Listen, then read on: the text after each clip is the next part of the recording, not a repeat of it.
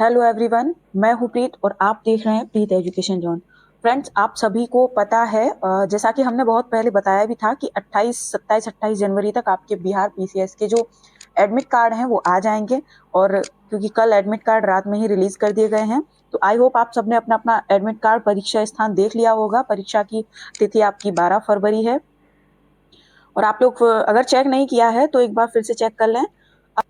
अभी से अगर देखा जाए तो अब तैयारी लगभग पूरी होनी चाहिए हर एक कैंडिडेट की, क्योंकि देखिए जनवरी में कोई वक्त आपके पास है नहीं।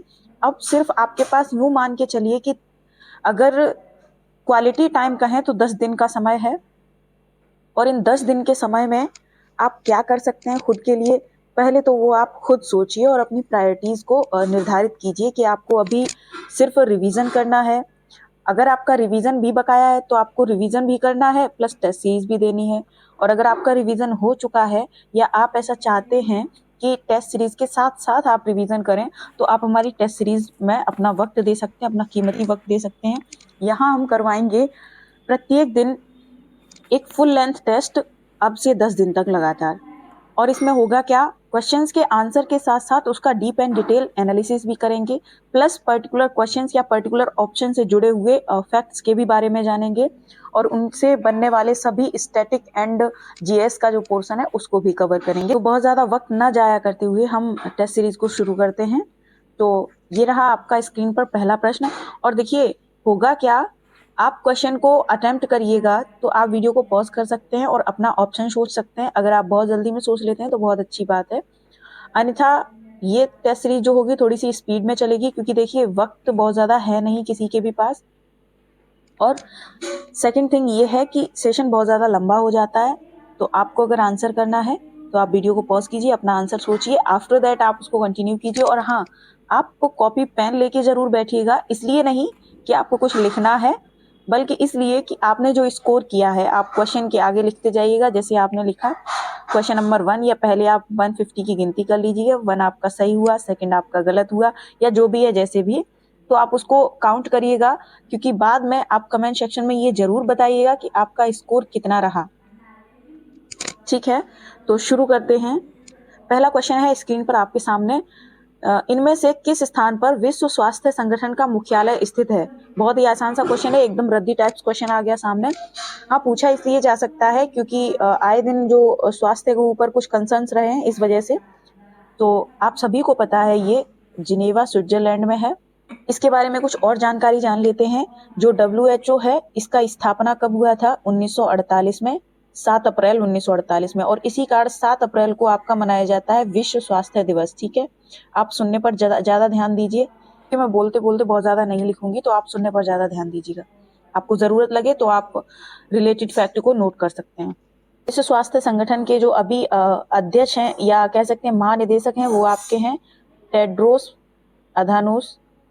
अधानोस या एडनोम, जो भी उनको कहते हैं।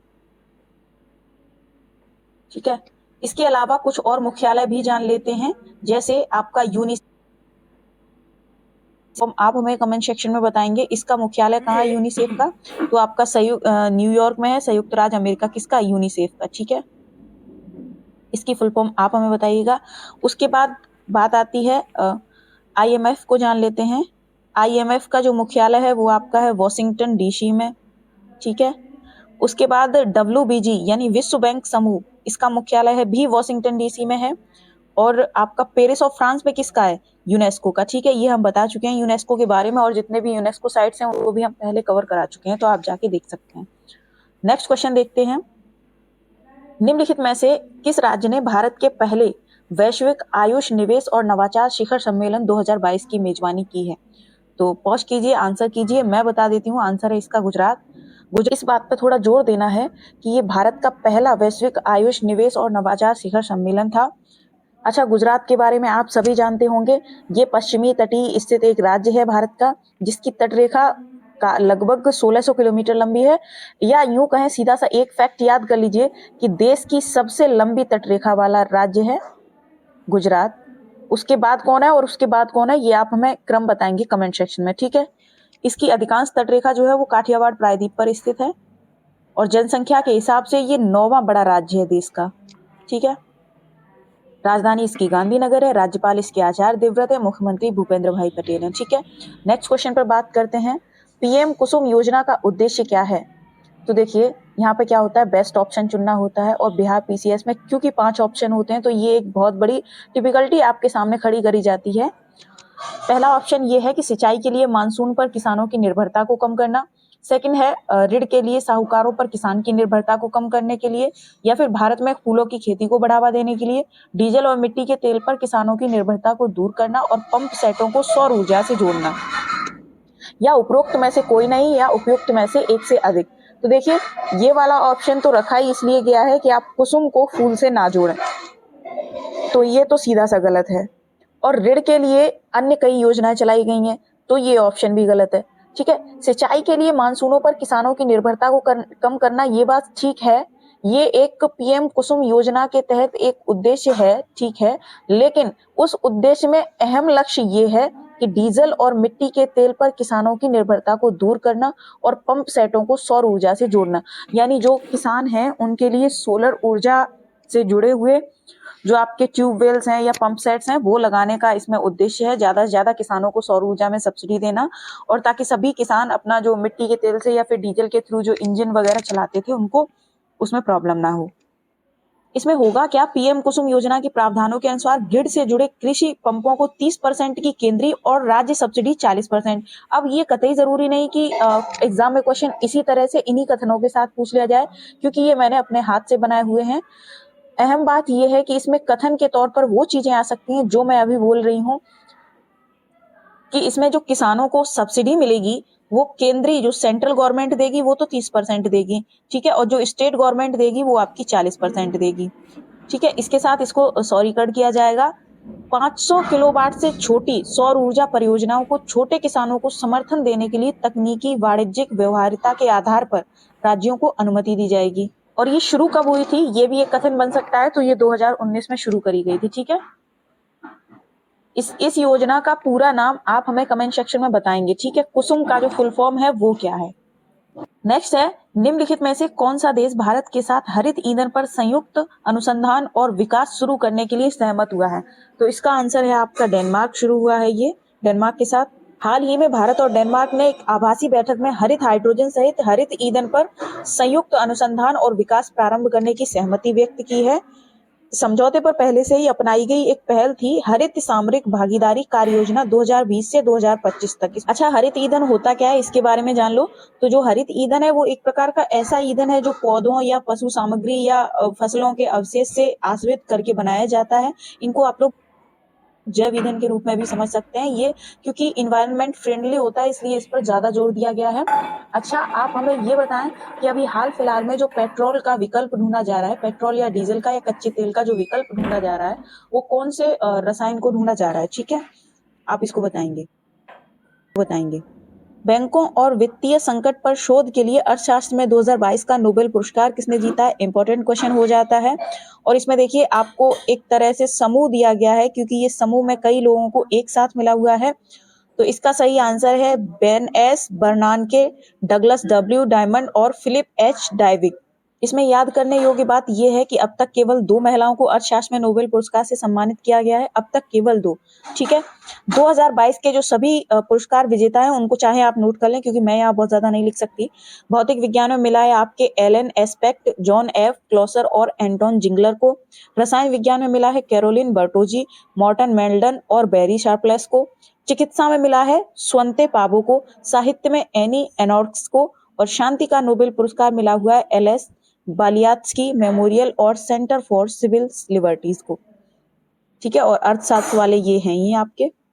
आर्थिक सर्वेक्षण 2020-21 के अनुसार भारत की वास्तविक जीडीपी का वित्तीय वर्ष 2021-22 में वृद्धि दर्ज करने का अनुमान क्या है? तो ये 11.0% है। ये बात को याद रखना है, इंपॉर्टेंट क्वेश्चन है, इंपॉर्टेंट फैक्ट है। नेक्स्ट है, कभी कभी खबरों में रहने वाली दामोदरन समिति का संबंध किससे है? तो उद्यम पूंजी और निजी इक्विटी निवेश द्वारा निवेश को बढ़ावा देने से संबंधित है ये समिति। नेक्स्ट है, अगस्त 2022 में किस दिन को श्री अरबिंदो की 150वीं जयंती के रूप में मनाया गया? तो ये है आपका 15 अगस्त, इसका आंसर है। और ये अरबिंदो कौन थे? तो ये भारत के एक राष्ट्रवादी दार्शनिक कह लो, कवि और योग गुरु कह सकते हैं। इनका कलकत्ता में जन्म हुआ था, लेकिन बाद में इन्होंने अपनी लाइफ जो स्पेंड करी वो पौंडीचेरी में करी। इसके साथ ही कुछ इंपॉर्टेंट डेज आप और देख लीजिए, जैसे कि अगस्त के ही देख लीजिए। 1 अगस्त को आपको मनाया जाता है राष्ट्रीय पर्वतारोहण दिवस। 4 अगस्त को मनाया जाता है अमेरिकी तटरक्षक दिवस। 8 अगस्त को भारत छोड़ो आंदोलन दिवस और 6 अगस्त को हिरोशिमा दिवस। जो इम्पोर्टेंट है वो ये है, 9 अगस्त को विश्व के स्वदेशी लोगों का अंतर्राष्ट्रीय दिवस मनाया जाता है। ठीक है। अच्छा, राष्ट्रीय खेल दिवस ये इम्पोर्टेंट है, 29 अगस्त को मनाया जाता है और ये किस प्लेयर की जन्म दिवस के रूप में मनाया जाता है वो आप हमें बताएंगे। नेक्स्ट है, कभी कभी समाचारों में देखी जाने वाली स्पर्श पहल निम्नलिखित में से किससे संबंधित है? तो ये पेंशन और प्रशासन से संबंधित है। स्पर्श को देख के आप कुष्ठ रोग उन्मूलन मत लगाइए। ये रक्षा मंत्रालय की एक पहल है। इसका उद्देश्य रक्षा पेंशन भोगियों को पेंशन के प्रशासन के लिए एक व्यापक समाधान प्रदान करना है। नेक्स्ट है, सरकार की योजना बना रही है या निम्नलिखित किस मुद्दे से संबंधित है? देखिए, अहम बात तो ये है कि अभी ये योजना बन रही है। ठीक है। तो चाहे बीपीएससी की बात हो चाहे यूपीएससी, बीपीएससी में तो नहीं, आमतौर पर यूपीपीएससी में ऐसे क्वेश्चंस पूछ लिए जाते हैं जिनमें कथन में एक कथन ये भी बना दिया जाता है कि ये योजना कब से चल रही है या अब आने वाले समय में लागू होगी। योजना का नाम है पीएम प्रणाम योजना। और ये बनाई क्यों जा रही है? रासायनिक उर्वरकों का प्रयोग कम करना खेती में, फसलों में। और इसकी विशेषताएं क्या होगी? इसके लिए कोई अलग से बजट नहीं होगा। मौजूदा उर्वरक सब्सिडी की जो बचत होगी उसी के माध्यम से ये वित्त पोषित किया जाएगा। सब्सिडी की बचत का जो 50% जो पैसा है या जो वित्त है उस राज्य को अनुदान के रूप में दे दिया जाएगा। योजना के तहत प्रदान किए गए अनुदान का 70% उपयोग गांव, ब्लॉक और जिला स्तर पर वैकल्पिक उर्वरकों और वैकल्पिक उर्वरक उत्पादन इकाइयों की तकनीक अपनाने से संबंधित चीजों के निर्माण में किया जाएगा। शेष जो 30% अनुदान राशि का उपयोग है वो उन किसानों या जो पंचायत, किसान उत्पादक संगठन और स्वयं सहायता समूह है उनको जो प्रोत्साहित करेंगे या फिर पुरस्कृत करेंगे, तो इसमें 30% का हिस्सा जाएगा। ठीक है। अच्छा, आप हमें कमेंट सेक्शन में ये बताएंगे कि अभी हाल ही में रासायनिक उर्वरक से ही संबंधित एक और योजना चलाई गई है जिसमें एक भारत बैग नाम से यूरिया को ब्रांड के तौर पर लॉन्च किया गया है। ये इस योजना का नाम क्या था, आप हमें वो बताएंगे। ठीक है। नेक्स्ट क्वेश्चन है, अन्वेषण ब्यूरो सीबीआई द्वारा संचालित ऑपरेशन मेघ चक्र। सबसे पहले तो ये जान लें कि ये जो केंद्रीय अन्वेषण ब्यूरो यानी कि जो सीबीआई है, इन्होंने हाल ही में केवल ऑपरेशन मेघ चक्र नहीं चलाया, इन्होंने एक मेघ शक्ति चलाया और एक और ऑपरेशन चलाया। 3 एक साथ चलाए हुए हैं। उनमें से तीनों के ऑप्शन यहाँ रखे हुए हैं। आप हमें बताएंगे 2 और कौन से ऑपरेशन थे वो, और जो ऑपरेशन मेघ चक्र है वो बाल यौन शोषण से संबंधित है। ठीक है। नेक्स्ट है, प्रधानमंत्री कौन थी पूछ रहा है। ठीक है। तो ये थी आपकी मारिट थ्रेचर। ठीक। अच्छा, ये इसलिए पूछा गया कि अभी हाल ही में जो आपके सितंबर के समथिंग में 2022 में अगली प्रधानमंत्री महिला ही चुनी गई, और वो कौन सी थी तो वो आप जान लीजिए, लिज ट्रस उनका नाम था, या इसको जैसे भी लिखते हो, लिज ट्रस लिखते हो या लिज ट्रस, आप उसको देख लीजिए। और जो यूनाइटेड किंगडम है वो बना किस किस से है? वो आपका स्कॉटलैंड और वेल्स और उत्तरी आयरलैंड, नॉर्दर्न आयरलैंड के समूह से बना हुआ है। नेक्स्ट क्वेश्चन है आपका, सितंबर 2022 में अंतर्राष्ट्रीय अंतरिक्ष स्टेशन आईएसएस की कमान संभालने वाली यूरोपीय पहली महिला कौन बनी है? ये बनी है सामंथा क्रिस्टोफोरेटी। अच्छा, आईएसएस से याद आया, अभी हाल ही में चीन ने भी अपना एक अंतरिक्ष स्टेशन बनाया हुआ है। उसका नाम क्या था? उसको हमने पिछली जनवरी की क्रॉनिकल में कवर किया हुआ था। यदि आपने उसको नहीं देखा है तो उसको देख सकते हैं जाके, और यदि आपको पता है तो आप कमेंट सेक्शन में बताएं। अच्छा, जो अंतरिक्ष स्टेशन है वो किन किन राष्ट्रों की एक सहयोगी परियोजना है? तो आप ये बात जान लें कि इसमें नासा अमेरिका की एजेंसी है, रॉसकॉस्मॉस यानी रूस की है, इसको हम पूरा नहीं लिख रहे हैं, रॉसकॉस्मॉस को, और एक आपकी जाक्सा है जो कि जापान की है, एक आपकी ईएसए है जो कि यूरोप की है, और आपकी सीएसए जो कि कनाडा की। इसको 1998 में बनाया गया था। ये पृथ्वी की परिक्रमा करता रहता है, लगभग 93 मिनट में ये पृथ्वी की एक परिक्रमा पूरी कर देता है। ये था इसके बारे में।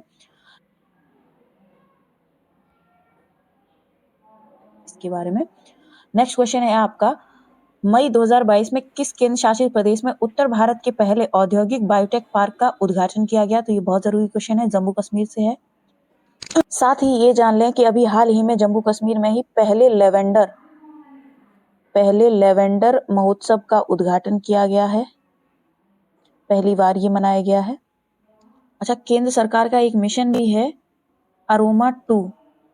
अरोमा मिशन 2, ठीक है, यहाँ सब मैच हो जा रहा है। अरोमा मिशन 2, ये मिशन जो चलाया गया है वो लेवेंडर के लिए ही चलाया गया है। लेवेंडर आप लोग जानते ही होंगे, एक विशेष टाइप के फूलों की एक किस्म होती है। इसके साथ ही कुछ अन्य योजनाएं भी हैं जो हाल ही में जम्मू कश्मीर में ही लॉन्च करी गई हैं, जिनमें से एक आपका है जो देश का पहला national institute of high altitude medicine जो बनाया जाएगा, वो भद्रवाह में बनाया जाएगा। और किश्तवाड़ जिले में चिनाब नदी पर स्थित 540 मेगावाट की एक जल विद्युत परियोजना को भी मंजूरी दी गई है। नेक्स्ट है, तमिलनाडु के वर्तमान मुख्यमंत्री कौन है? तो ये आपके हैं M.K. स्टालिन। पहले वाले मुख्यमंत्री को मत लगा के आ जाना। और तमिलनाडु के जो राज्यपाल हैं वो बनवारी लाल पुरोहित। नेक्स्ट है, संकल्प से सिद्धि ग्राम और डिजिटल कनेक्ट ड्राइव किस मंत्रालय के तहत शुरू करी गई है? मंत्रालय पूछा गया है, तो इसका आंसर है जनजातीय मामलों के मंत्रालय द्वारा ये शुरू करी गई है। नेक्स्ट है, निम्नलिखित में से कौन अक्टूबर 2022 में 36वें राष्ट्रीय खेलों में योगासन में स्वर्ण जीतने वाला पहला एथलीट बन गया है? तो ये हैं आपके, मैं इसको थोड़ा सा और बढ़ाती हूँ, पूजा पटेल, ठीक है। और ये गुजरात की हैं, इन्होंने योगासन में स्वर्ण पदक जीता हुआ है और ये ऐसी पहली एथलीट बन गई हैं, ठीक है। योगासन 2022 में पहली बार राष्ट्रीय खेलों में खेले जाने वाला 5 खेलों में से एक है। आपके राष्ट्रीय खेल हैं उनमें 5 खेल खेले जाते हैं, उनमें से पहली बार एक ये शामिल हुआ है योगासन, ठीक है। ये कौन से राष्ट्रीय खेल थे? तो ये 36वें राष्ट्रीय खेल थे, जिनका उद्घाटन प्रधानमंत्री नरेंद्र मोदी जी द्वारा अहमदाबाद गुजरात में किया गया था, नरेंद्र मोदी स्टेडियम में।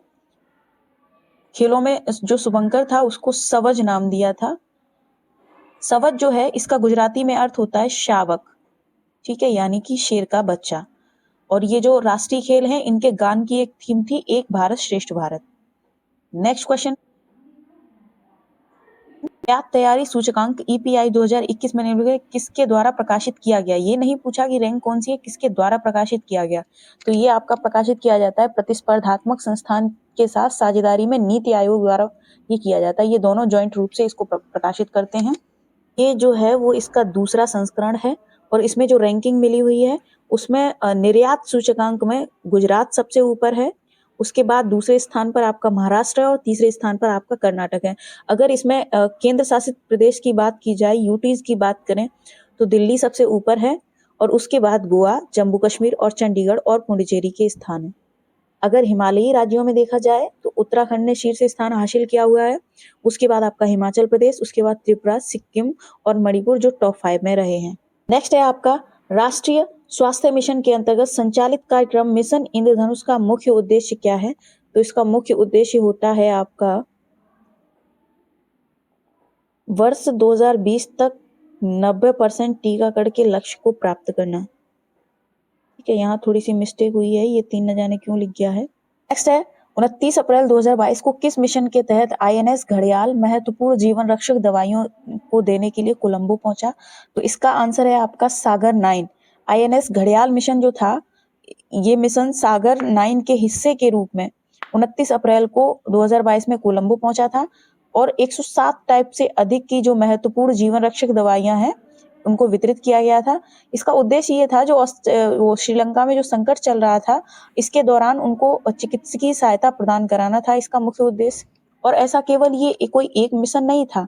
मई 2020 से लेकर भारतीय नौसेना ने 18 मित्र देशों के साथ 10 जहाजों को तैनात करते हुए ऐसे 8 मिशन कंप्लीट किए हैं, सफलतापूर्वक इनको संपन्न किया है। नेक्स्ट है आपका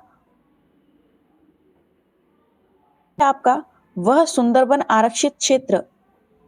सुंदरवन आरक्षित वन जो भारत के सुंदरवन राष्ट्रीय उद्योग के निकट है, किस पड़ोसी देश में है? सिंपल सी बात है, बांग्लादेश में है, सबको पता है ये बात।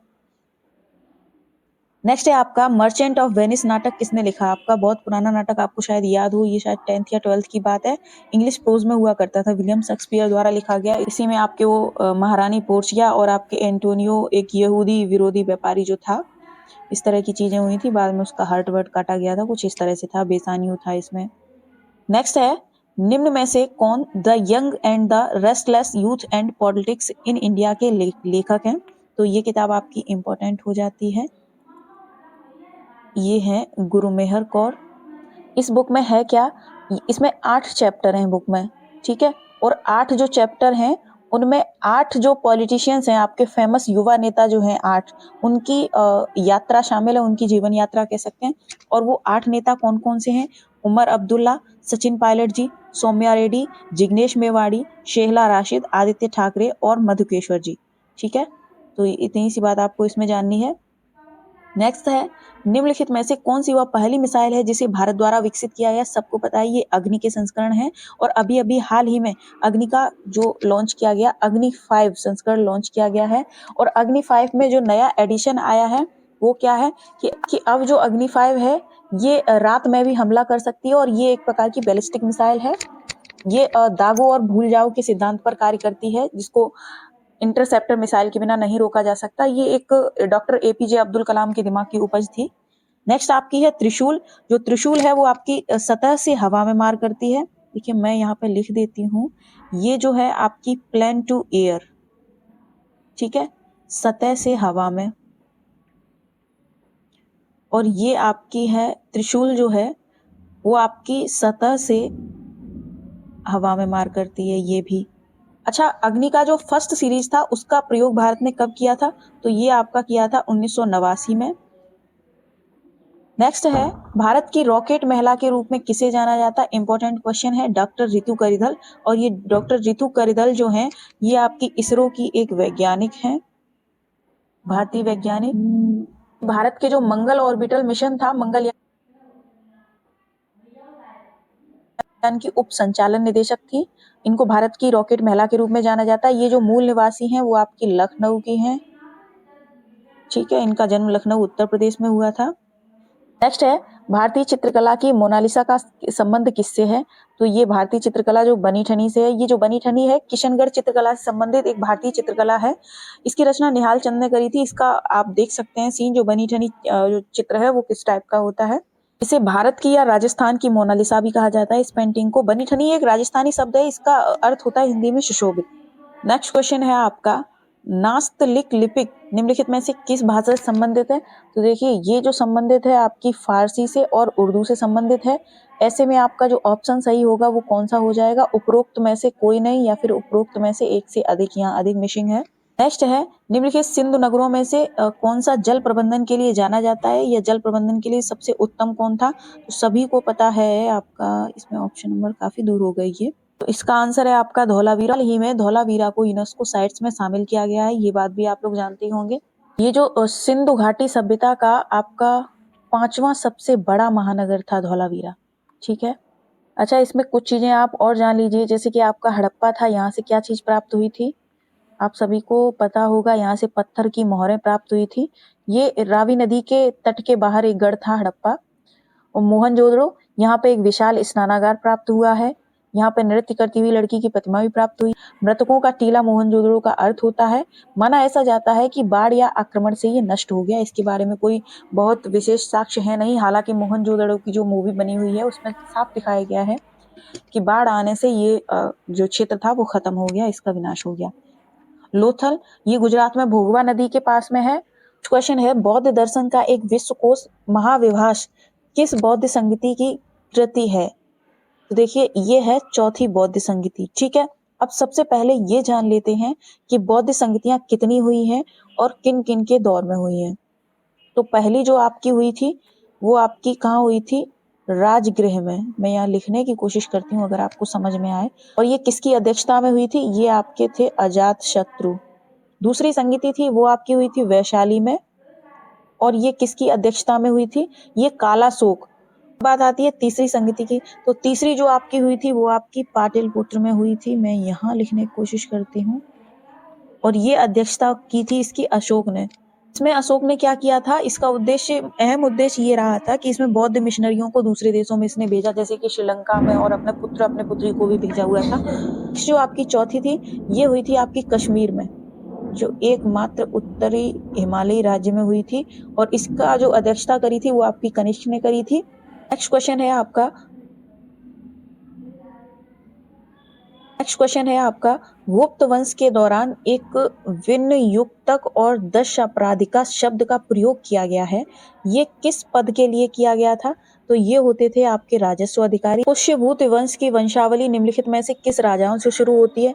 तो ये आपकी नरवर्धन से होती है। प्रभाकर वर्धन को टिक लगा के गलत नहीं कर देना, क्योंकि प्रभाकर वर्धन जो है एक प्रसिद्ध शासक रहा है, लेकिन प्रारंभ जो होता है पुष्यभूति वंश का वो नरवर्धन से ही होता है। ठीक है, नेक्स्ट है, शाही चोल के संबंध में निम्नलिखित में से कौन सा कथन गलत है? शाही चोल वंश के संस्थापक विजयालय थे, ये कथन सही है एकदम। राजा की रक्षा के लिए वेलाइक्रार एक व्यक्तिगत सेना थी, ये कथन भी एकदम सही है। चोल की राजधानी तंजावुर थी, बिल्कुल सही है। तो गलत कौन सा हुआ? चोल साम्राज्य के राजा राज प्रथम ने पूरे सिलोन या श्रीलंका को जीत लिया, ये कथन गलत है। पूरे सिलोन या श्रीलंका को नहीं जीता था। ठीक है, जान लेते हैं इनके बारे में। इन्होंने श्रीलंका और मलय प्रायद्वीप में अपना प्रभाव बढ़ाया था, लेकिन ऐसा नहीं था कि पूरे श्रीलंका को इन्होंने विजय कर लिया था। श्रीलंका को जो जीता था वो आपके राजेंद्र प्रथम थे, उन्होंने जीता था। इन्होंने एक नगर की भी स्थापना करी थी जिसका नाम था गंगई कोंड चोलपुरम। ठीक है, गुलाम वंश को गुलाम वंश को मामलुक वंश भी कहा जाता है। इन्होंने 1206 ईस्वी से 1290 तक दिल्ली पर शासन किया। निम्नलिखित में से किस शासक का शासन सही सुमेलित नहीं है? तो देखिए, कुतुबुद्दीन ऐबक यहाँ से शुरुआत ही हुई थी, ये बिल्कुल सही है। 1206 से 1210 तक था। उसके बाद इल्तुतमिश आया हुआ था 1211 से 1236 में। आफ्टर दैट रजिया अल्दीन, जिसको हम लोग रजिया सुल्तान के नाम से भी बाद में जाने, फिर 1236 से 1240 तक ये शासिका रही और भारत की पहली महिला शासिका थी ये।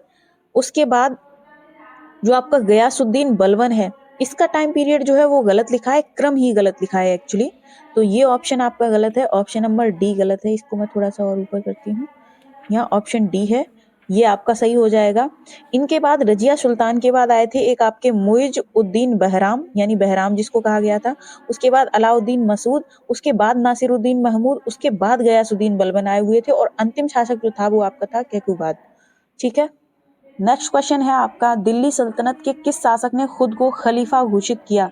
तो ये आपका था मुबारक खिलजी।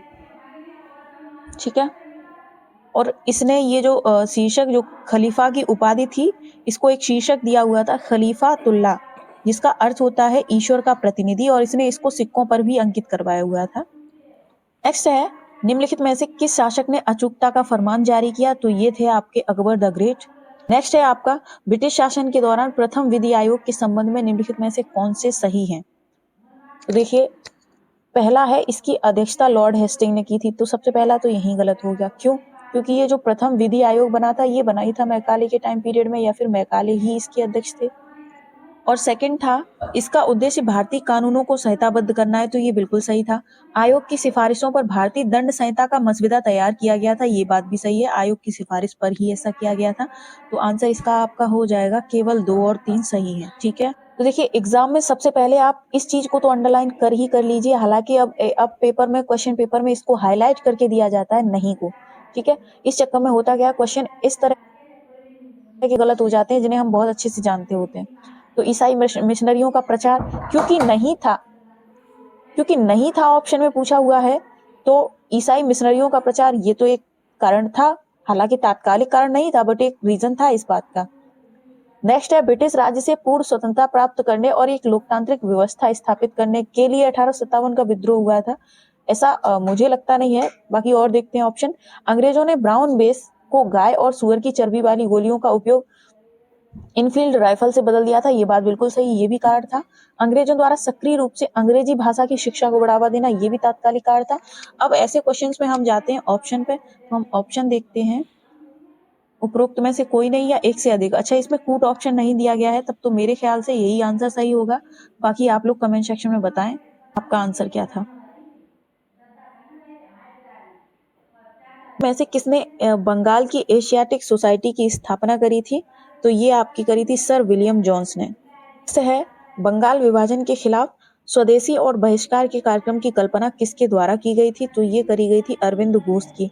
बंगाल विभाजन के खिलाफ स्वदेशी और बहिष्कार कार्यक्रम की कल्पना जो करी गई थी। ठीक है, कहा सारी सांप्रदायिकता हानिकारक है, अल्पसंख्यक सांप्रदायिकता का तर्क अलगाववाद है और बहुसंख्यक सांप्रदायिकता फांसीवाद में परिणत होती है। तो ये आपका कहा था बिपिन चंद्र जी ने। अगेन बहुत आसान सा क्वेश्चन, बहुत हलवा टाइप्स क्वेश्चन है। 1924 में कानपुर में निम्नलिखित में कौन सा संगठन स्थापित किया गया जिसमें रामप्रसाद बिस्मिल, चंद्रशेखर आजाद और सचिन सन्याल जैसे क्रांतिकारी शामिल थे? तो देखिए ये दो संस्थाएं थी, एक तो हिंदुस्तान सोशलिस्ट रिपब्लिकन एसोसिएशन और एक आपकी Hindustan Republican association.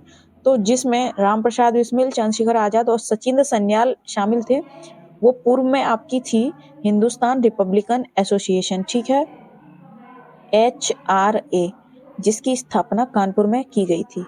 Dash dash dash Bharat में महात्मा गांधी का पहला सफल सत्याग्रह कौन सा था? सभी लोग जानते हैं चंपारण रहा इनका पहला सफल सत्याग्रह। उसके बाद इनको क्रम से लगाने के लिए दे देता है, तो आपका पहला ये था, सेकंड आपका खेड़ा था, थर्ड आपका बारडोली था और चौथा आपका नमक यात्रा रही। इनके बीच में उनके और भी सत्याग्रह हुए, अगर वो आ जाते हैं तो आप उस क्रम से उनको लगा सकते हैं। नेक्स्ट है भारतीय राष्ट्रीय कांग्रेस का लाहौर अधिवेशन क्यों महत्वपूर्ण है? तो देखिए इसने पूर्ण स्वराज की मांग का प्रस्ताव रखा हुआ था इसी अधिवेशन में सबसे पहले, तो इसलिए ये महत्वपूर्ण है और 1929 में ये आयोजित करा गया था, लाहौर में किया गया था और इसकी अध्यक्षता जो करी थी वो आपके जवाहरलाल नेहरू जी ने करी थी। इसी अधिवेशन में रावी नदी के तट पर भारतीय तिरंगे झंडे को फहराया गया था और अधिवेशन में भारतीय राष्ट्रीय कांग्रेस ने 26 जनवरी 1930 को लाहौर अधिवेशन के दौरान पूर्ण स्वराज दिवस के रूप में मनाने का निर्णय लिया था। हालांकि बाद में इसको भारतीय गणतंत्र दिवस के रूप में चुना गया, अब सभी जानते हैं। नेक्स्ट क्वेश्चन है आपका, द्वितीय गोलमेज सम्मेलन किस वर्ष आयोजित करा गया था? तो ये आपकी ईयर है 1931। यहाँ द्वितीय गोलमेज सम्मेलन आयोजित हुआ था। इस सम्मेलन में हुआ क्या था, जो अस्पृश्यों के लिए अलग निर्वाचन मंडल का मुद्दा था उस पर अंबेडकर जी और गांधी जी के बीच में काफी मतभेद रहा। इसका इस सम्मेलन में जो भारतीय राष्ट्रीय कांग्रेस का प्रतिनिधित्व किया था वो गांधी जी ने किया था और ये लंदन में आयोजित हुआ था। नेक्स्ट क्वेश्चन नंबर 45 है आपका, व्यक्तिगत सत्याग्रह के एक भाग के रूप में सत्याग्रह को प्रस्तावित करने वाले दूसरे राष्ट्रवादी नेता कौन थे? तो देखिए आंसर आपका सही है, जवाहरलाल नेहरू। हुआ क्या था, द्वितीय विश्व के युद्ध के दौरान भारतीयों के सहयोग को सुरक्षित करने के लिए ब्रिटिश सरकार ने 8 अगस्त 1940 को एक घोषणा की थी, जिसे आपका अगस्त प्रस्ताव के रूप में भी जाना गया था। इसमें परिकल्पना ये की गई थी कि युद्ध के बाद भारतीयों के लिए एक नए संविधान की रूपरेखा तैयार करी जाएगी या ये लोग खुद करेंगे। गांधी जी इस प्रस्ताव से संतुष्ट नहीं थे। उन्होंने फैसला किया कि वो व्यक्तिगत सत्याग्रह शुरू करेंगे और ये एक तरह का सत्याग्रह था जो पूरी तरह से अहिंसक था और इसके लिए जो व्यक्तियों को चुनना था वो महात्मा गांधी जी की जिम्मेदारी पर छोड़ दिया गया कि वो स्वयं चुनेंगे। इसमें पहले नेतृत्वकर्ता आपके थे आचार्य विनोबा भावे, लेकिन इसके बाद इनको 2-3 महीने का कारावास सुनाया गया और इसमें दूसरे नेता जो रहे वो आपके रहे जवाहरलाल नेहरू, हालांकि बाद में इनको भी कारावास हो गया। नेक्स्ट क्वेश्चन आपका है, भारत छोड़ो आंदोलन किसकी प्रतिक्रिया में शुरू किया गया? देखिए भारत छोड़ो आंदोलन जो शुरू करा गया वो क्रिप्स प्रस्ताव की प्रतिक्रिया में किया गया। इसमें था क्या, क्रिप्स प्रस्ताव था, इसका नेतृत्व सर स्टेफर्ड क्रिप्स ने किया था और द्वितीय विश्व युद्ध में भारतीयों से पूरा सहयोग प्राप्त करने के लिए मार्च 1942 में इन्हें भेजा गया था। हालांकि काफी सारी बातचीत के बाद ये मिशन विफल हो गया क्योंकि इसको न तो मुस्लिम नेताओं ने स्वीकार करा और न भारतीय कांग्रेस ने स्वीकार किया। हालांकि इस मिशन के एक हिस्से के रूप में क्रिप्स ने युद्ध के दौरान भारत से पूर्ण सहयोग के बदले एक निर्वाचित भारतीय विधायिका को ब्रिटिश सत्ता से हस्तांतरण करने और वितरण करने का प्रस्ताव रखा।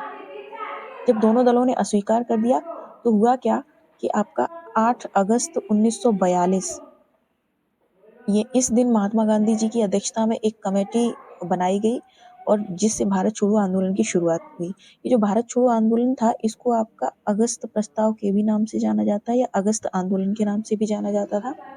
और ये जो अगस्त आंदोलन है ये शुरू हुआ था, इसका आह्वान जो किया गया था ग्वालियर टैंक मुंबई से किया गया था और इसमें जो एक नारा था वो बहुत प्रसिद्ध हुआ था। आपका नारा मैं यहाँ लिखती हूँ, करो या मरो।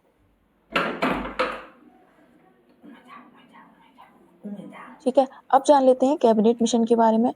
तो ये एक योजना थी जो 1946 में लाई गई थी। आमतौर पर इन योजनाओं को या इन मिशनों को क्रम से लगाने के लिए दे देता है और इसको जो वहाँ के प्रधानमंत्री थे उस टाइम क्लीमेंट एटली, उनके द्वारा ये घोषणा करी गई थी। इंग्लैंड से 3 कैबिनेट मंत्रियों का एक मिशन भेजा हुआ था भारत में और वो कौन कौन से थे 3 मंत्री, नाम उनका पूछ लिया जाता है। Lord Pethick Lawrence, sir Stafford Cripps थे, एवी अलेक्जेंडर थे। ठीक है, इसमें था ये, इसका उद्देश्य कि ब्रिटिश सरकार से भारतीय नेतृत्व को सत्ता हस्तांतरित करना था। हालांकि कैबिनेट मिशन ने ही अविभाजित भारत की सिफारिश की और एक अलग पाकिस्तान के लिए मुस्लिम लीग की मांग को खारिज कर दिया। बात करते हैं साइमन कमीशन पे, तो ये क्या था? ये 1927 में ब्रिटिश सरकार ने एक भारत सरकार अधिनियम 1919 के जो कुछ कामकाज थे उनको देखने के लिए इसकी नियुक्ति करी गई थी। इसमें 7 सदस्य थे और अहम बात यह है कि ये सातों अंग्रेज थे, इसकी वजह से इसका विरोध भी हुआ था। जब ये मिशन 1928 में आया बम्बई में, तो एक हड़ताल करी गई, एक इनका जो स्वागत किया गया काले झंडे और साइमन गो बैक का नारा दिया गया। नारा याद रखना है, साइमन गो बैक। इसी विद्रोह में लाला लाजपत राय जो थे, लाठीचार्ज में पुलिस द्वारा वो गंभीर रूप से घायल हो गए और कुछ महीनों बाद उनका निधन हो गया और इसका बदला भी लिया गया था। वो आप हमें बताएंगे कि किस क्रांतिकारी वीर द्वारा इसका बदला लिया गया। ठीक है, नेक्स्ट आपकी वेवेल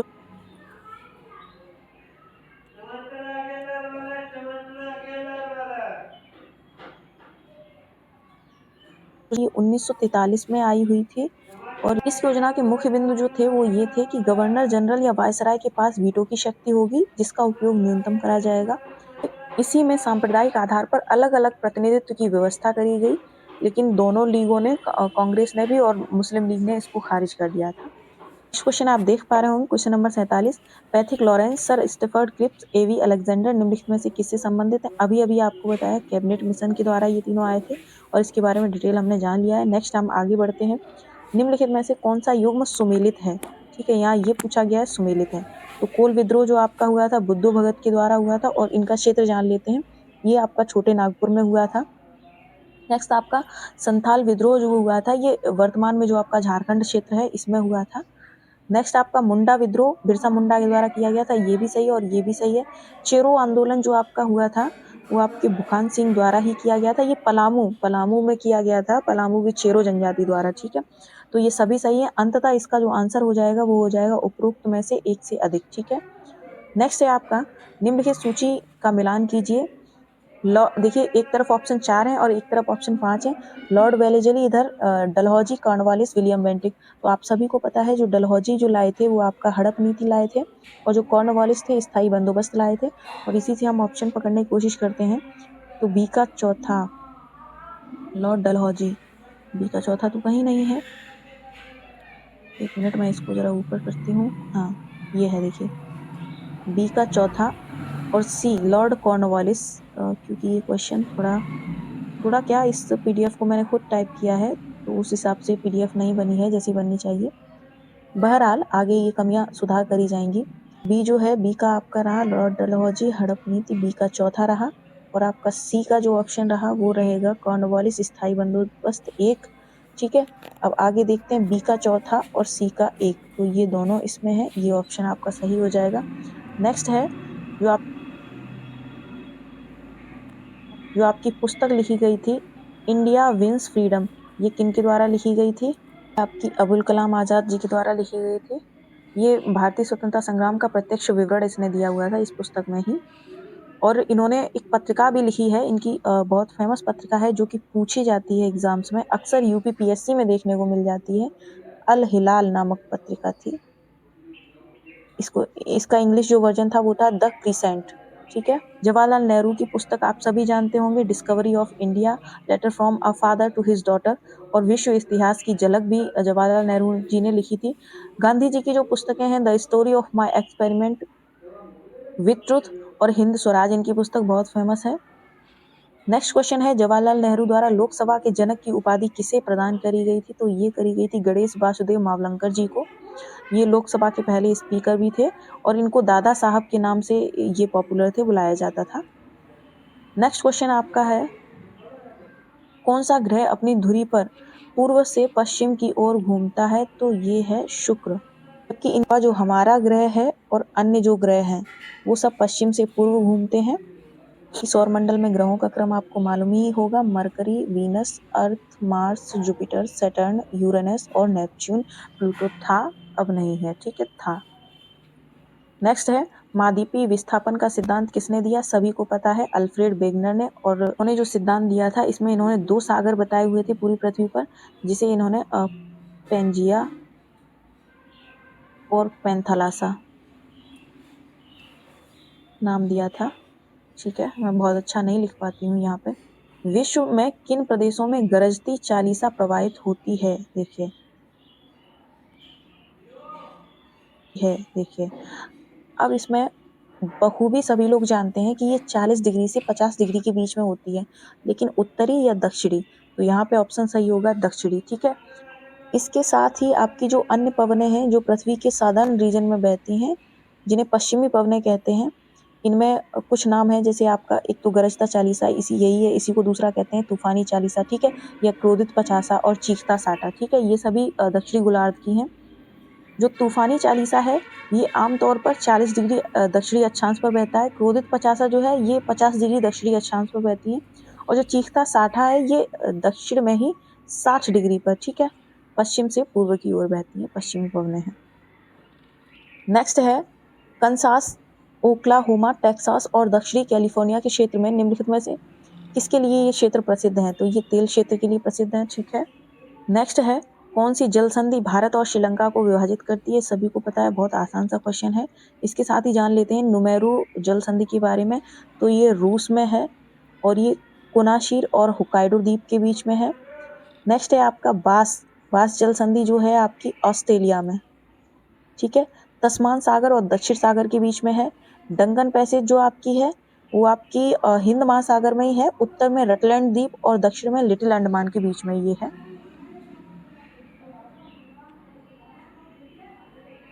अगर जिब्राल्टर के बारे में जाने तो जिब्राल्टर जो है स्पेन और मोरक्को के बीच में, भूमध्य सागर और अटलांटिक महासागर के बीच में बेसिकली कहा जाए।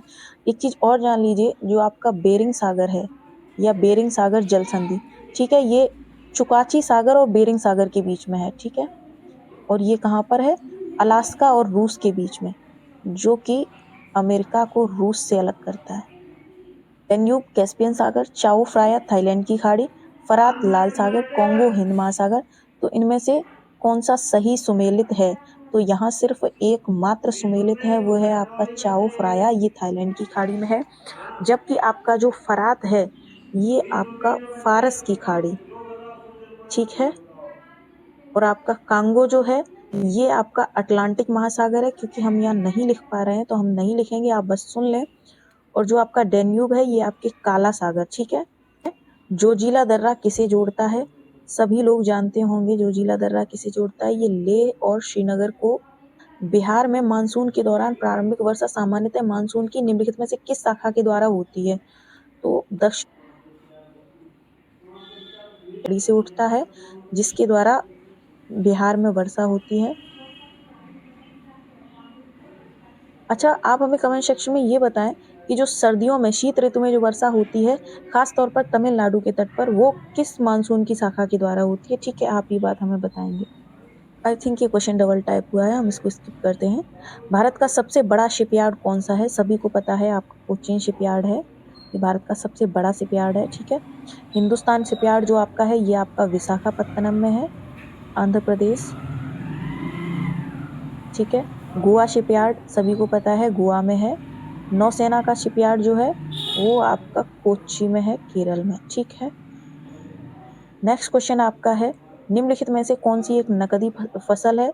बहुत अच्छे से सभी जानते होंगे, कपास है, जिसको नकदी फसल के रूप में। अच्छा, कपास जो है काली मिट्टी में उगता है, ये खरीफ की एक फसल है। ठीक है, खरीफ टाइप की फसल। आप हमें कमेंट सेक्शन में ये बताएंगे कपास उत्पादन में भारत का शीर्ष राज्य कौन सा है? ठीक है, नेक्स्ट है निम्नलिखित में से कौन सा राज्य भारत में हीरे का प्रमुख उत्पादक है? सभी को पता है, मध्य प्रदेश है, जो एकमात्र हीरे का उत्पादन करता है। इसको यहाँ जो पन्ना है उसको द सिटी ऑफ डायमंड्स के नाम से भी बुलाया जाता है। नेक्स्ट है 2011 की जनगणना के अनुसार भारत में पुरुष साक्षरता दर कितनी है? तो 82.14% थी। और देखिए सेंसस से क्वेश्चन जरूर ही पूछा जाएगा क्योंकि नई सेंसस आने वाली है। ठीक है, जनगणना के अनुसार अगर जनसंख्या घनत्व भारत का देखा जाए तो वो आपका था 382 वर्ग किलोमीटर। और देखिए आप ना बिहार का भी सेंसस स्पेशली पढ़ के जाइएगा, लिंगानुपात है वो 943 है। नेक्स्ट है, निम्नलिखित में से सरकार की एकात्मक विशेषता क्या है? विशेषता क्या है? सभी को पता होगा जो हमारी अखिल भारतीय सेवाएं हैं वो एकात्मक विशेषता है भारत की। इसके अलावा क्या क्या है? इसके अलावा है भारत राज्यों का एक संघ है, ठीक है। विधानमंडल में असमान प्रतिनिधित्व, ये भी आपका एकात्मक विशेषता के अंतर्गत ही आएगा। और एकल संविधान है, एकल नागरिकता है, आपातकालीन प्रावधान है, ठीक है। अच्छा, संघात्मक विशेषताएं क्या क्या है? ये तो एकात्मक विशेषता हुई। संघात्मक विशेषता जो आपकी लिखित संविधान है, ठीक है। मैं इसको इधर नोट करती हूँ। संघात्मक विशेषताएं तो आपका लिखित संविधान, ठीक है। और आपका स्वतंत्र न्यायपालिका, ये भी संघात्मक के अंतर्गत आएगा। संविधान की सर्वोच्चता, शक्तियों का विभाजन, ठीक है। द्विसदनीय विधानमंडल, दोहरी सरकारी राजनीति और सत्ता का विभाजन, ठीक है। नेक्स्ट है आपका, निम्नलिखित में से कौन सा अनुच्छेद जीएसटी परिषद से संबंधित है? इसको आपको जरूर पढ़ के जाना और पूरा जीएसटी पढ़ के जाना है, क्योंकि हाल ही में ये खबरों में रहा है। 279A, ठीक है। इसके अध्यक्ष जो होते हैं वो कौन होते हैं? केंद्रीय वित्त मंत्री, जो कि वर्तमान में आपकी निर्मला सीतारमण जी हैं। ये जो जीएसटी है वो कितने स्लैब्स में जारी किया जाता है? उनके लिए चार स्लैब्स हैं, जिनमें से पहली का दर 5%, दूसरी में 12% और तीसरी में 18 और चौथी में जो आपका है वो 28% रहता है, ठीक है। अभी हाल ही में करंट में एक बैठक हुई थी जीएसटी के लिए, और उसमें एक नया प्रावधान आया है। प्रावधान नहीं कह सकते हैं, एक्चुअली वो प्रावधान पहले से था। बस उसमें हुआ क्या है, जो आपकी एसयूवीज जो कार्स थी उन पर पहले से जो टैक्स लगता था, उनमें अलग अलग क्षेत्रों द्वारा, अलग अलग राज्यों द्वारा ये कह दिया जाता था नहीं ये कार एसयूवी में नहीं है या ये नहीं है। तो एसयूवी में कौन कौन सी कार आएंगी उनके लिए एक मानक निर्धारित किए गए हैं, और वो मानक क्या है वो आप हमें कमेंट सेक्शन में बताएंगे, ठीक है। नेक्स्ट है, किस मामले में सर्वोच्च न्यायालय ने पहली बार मूल संरचना का सिद्धांत जो था वो प्रतिपादित किया था? सभी को बहुत फेमस केस है केशवानंद भारती बनाम 1973, ठीक। और गोलकनाथ केस जो था वो किससे संबंधित था? ये संसद की संविधान में संशोधन करने की शक्ति से संबंधित है। इसमें उच्चतम न्यायालय ने कहा हुआ था कि संसद मौलिक अधिकारों में संशोधन नहीं कर सकते हैं, ठीक है। प्रीवी पर्स क्या था? ये इंदिरा गांधी जी के टाइम पीरियड की बात है। एक प्रीवी पर्स क्या था? ये एक पेंशन मिला करती थी उस टाइम के जो रियासती राजा हैं, उनके वंश के जो भी लोग चले आ रहे हैं उनको, इसको समाप्त कर दिया गया था 1971 में, और इसके लिए एक संशोधन किया गया था, 26वां कॉन्स्टिट्यूशनल अमेंडमेंट, ठीक है। और इसी संशोधन के द्वारा आपका जो अनुच्छेद 291 था और 362, ठीक है, इनको निरसित कर दिया गया, ठीक है। खत्म शब्द नहीं उसके लिए यूज किया जाता है, निरसित कर दिया गया। और जो मिनर्वा मिल्स है ये क्या था? ये निदेशक सिद्धांतों के विस्तार को असंवैधानिक घोषित इसमें किया गया था, ठीक है। नेक्स्ट है, किसके द्वारा भारत के राष्ट्रपति को उनके पद से हटाया जा सकता है? तो ये संसद के द्वारा किया जा सकता है, और भारत के संविधान के तहत भारत का राष्ट्रपति होगा, ये आर्टिकल 52 में लिखा हुआ है, ठीक है। ये बात सभी को पता है। भारत के राष्ट्रपति में योग्यताएं क्या होनी चाहिए? कम से कम उम्र 35 वर्ष हो, भारतीय नागरिक हो, उनके पास लोकसभा के सदस्य चुने जाने की योग्यता हो, ठीक है। क्वेश्चन आपका है, 2022-23 के बजट के अनुमान के अनुसार केंद्र सरकार के लिए कर प्राप्तियों के लिए कुछ महत्वपूर्ण स्रोत निम्नलिखित हैं। अब आगे क्या है, उपयुक्त कर प्राप्तियों का सही अवरोही क्रम कौन सा होगा, उनको आप बताइए। तो पहले नंबर पर आपका आएगा वस्तु एवं सेवा कर, यानी पहले नंबर पर 3 आना चाहिए, तो ये खत्म और ये खत्म, ठीक है। उसके बाद आएगा आपका मेरे ख्याल से निगम कर, ठीक है। तो आपका तीसरा आएगा सबसे पहले, उसके बाद आएगा आपका पहला ऑप्शन जो कि सिर्फ एक ही में है, ऑप्शन नंबर 2 आपका सही है।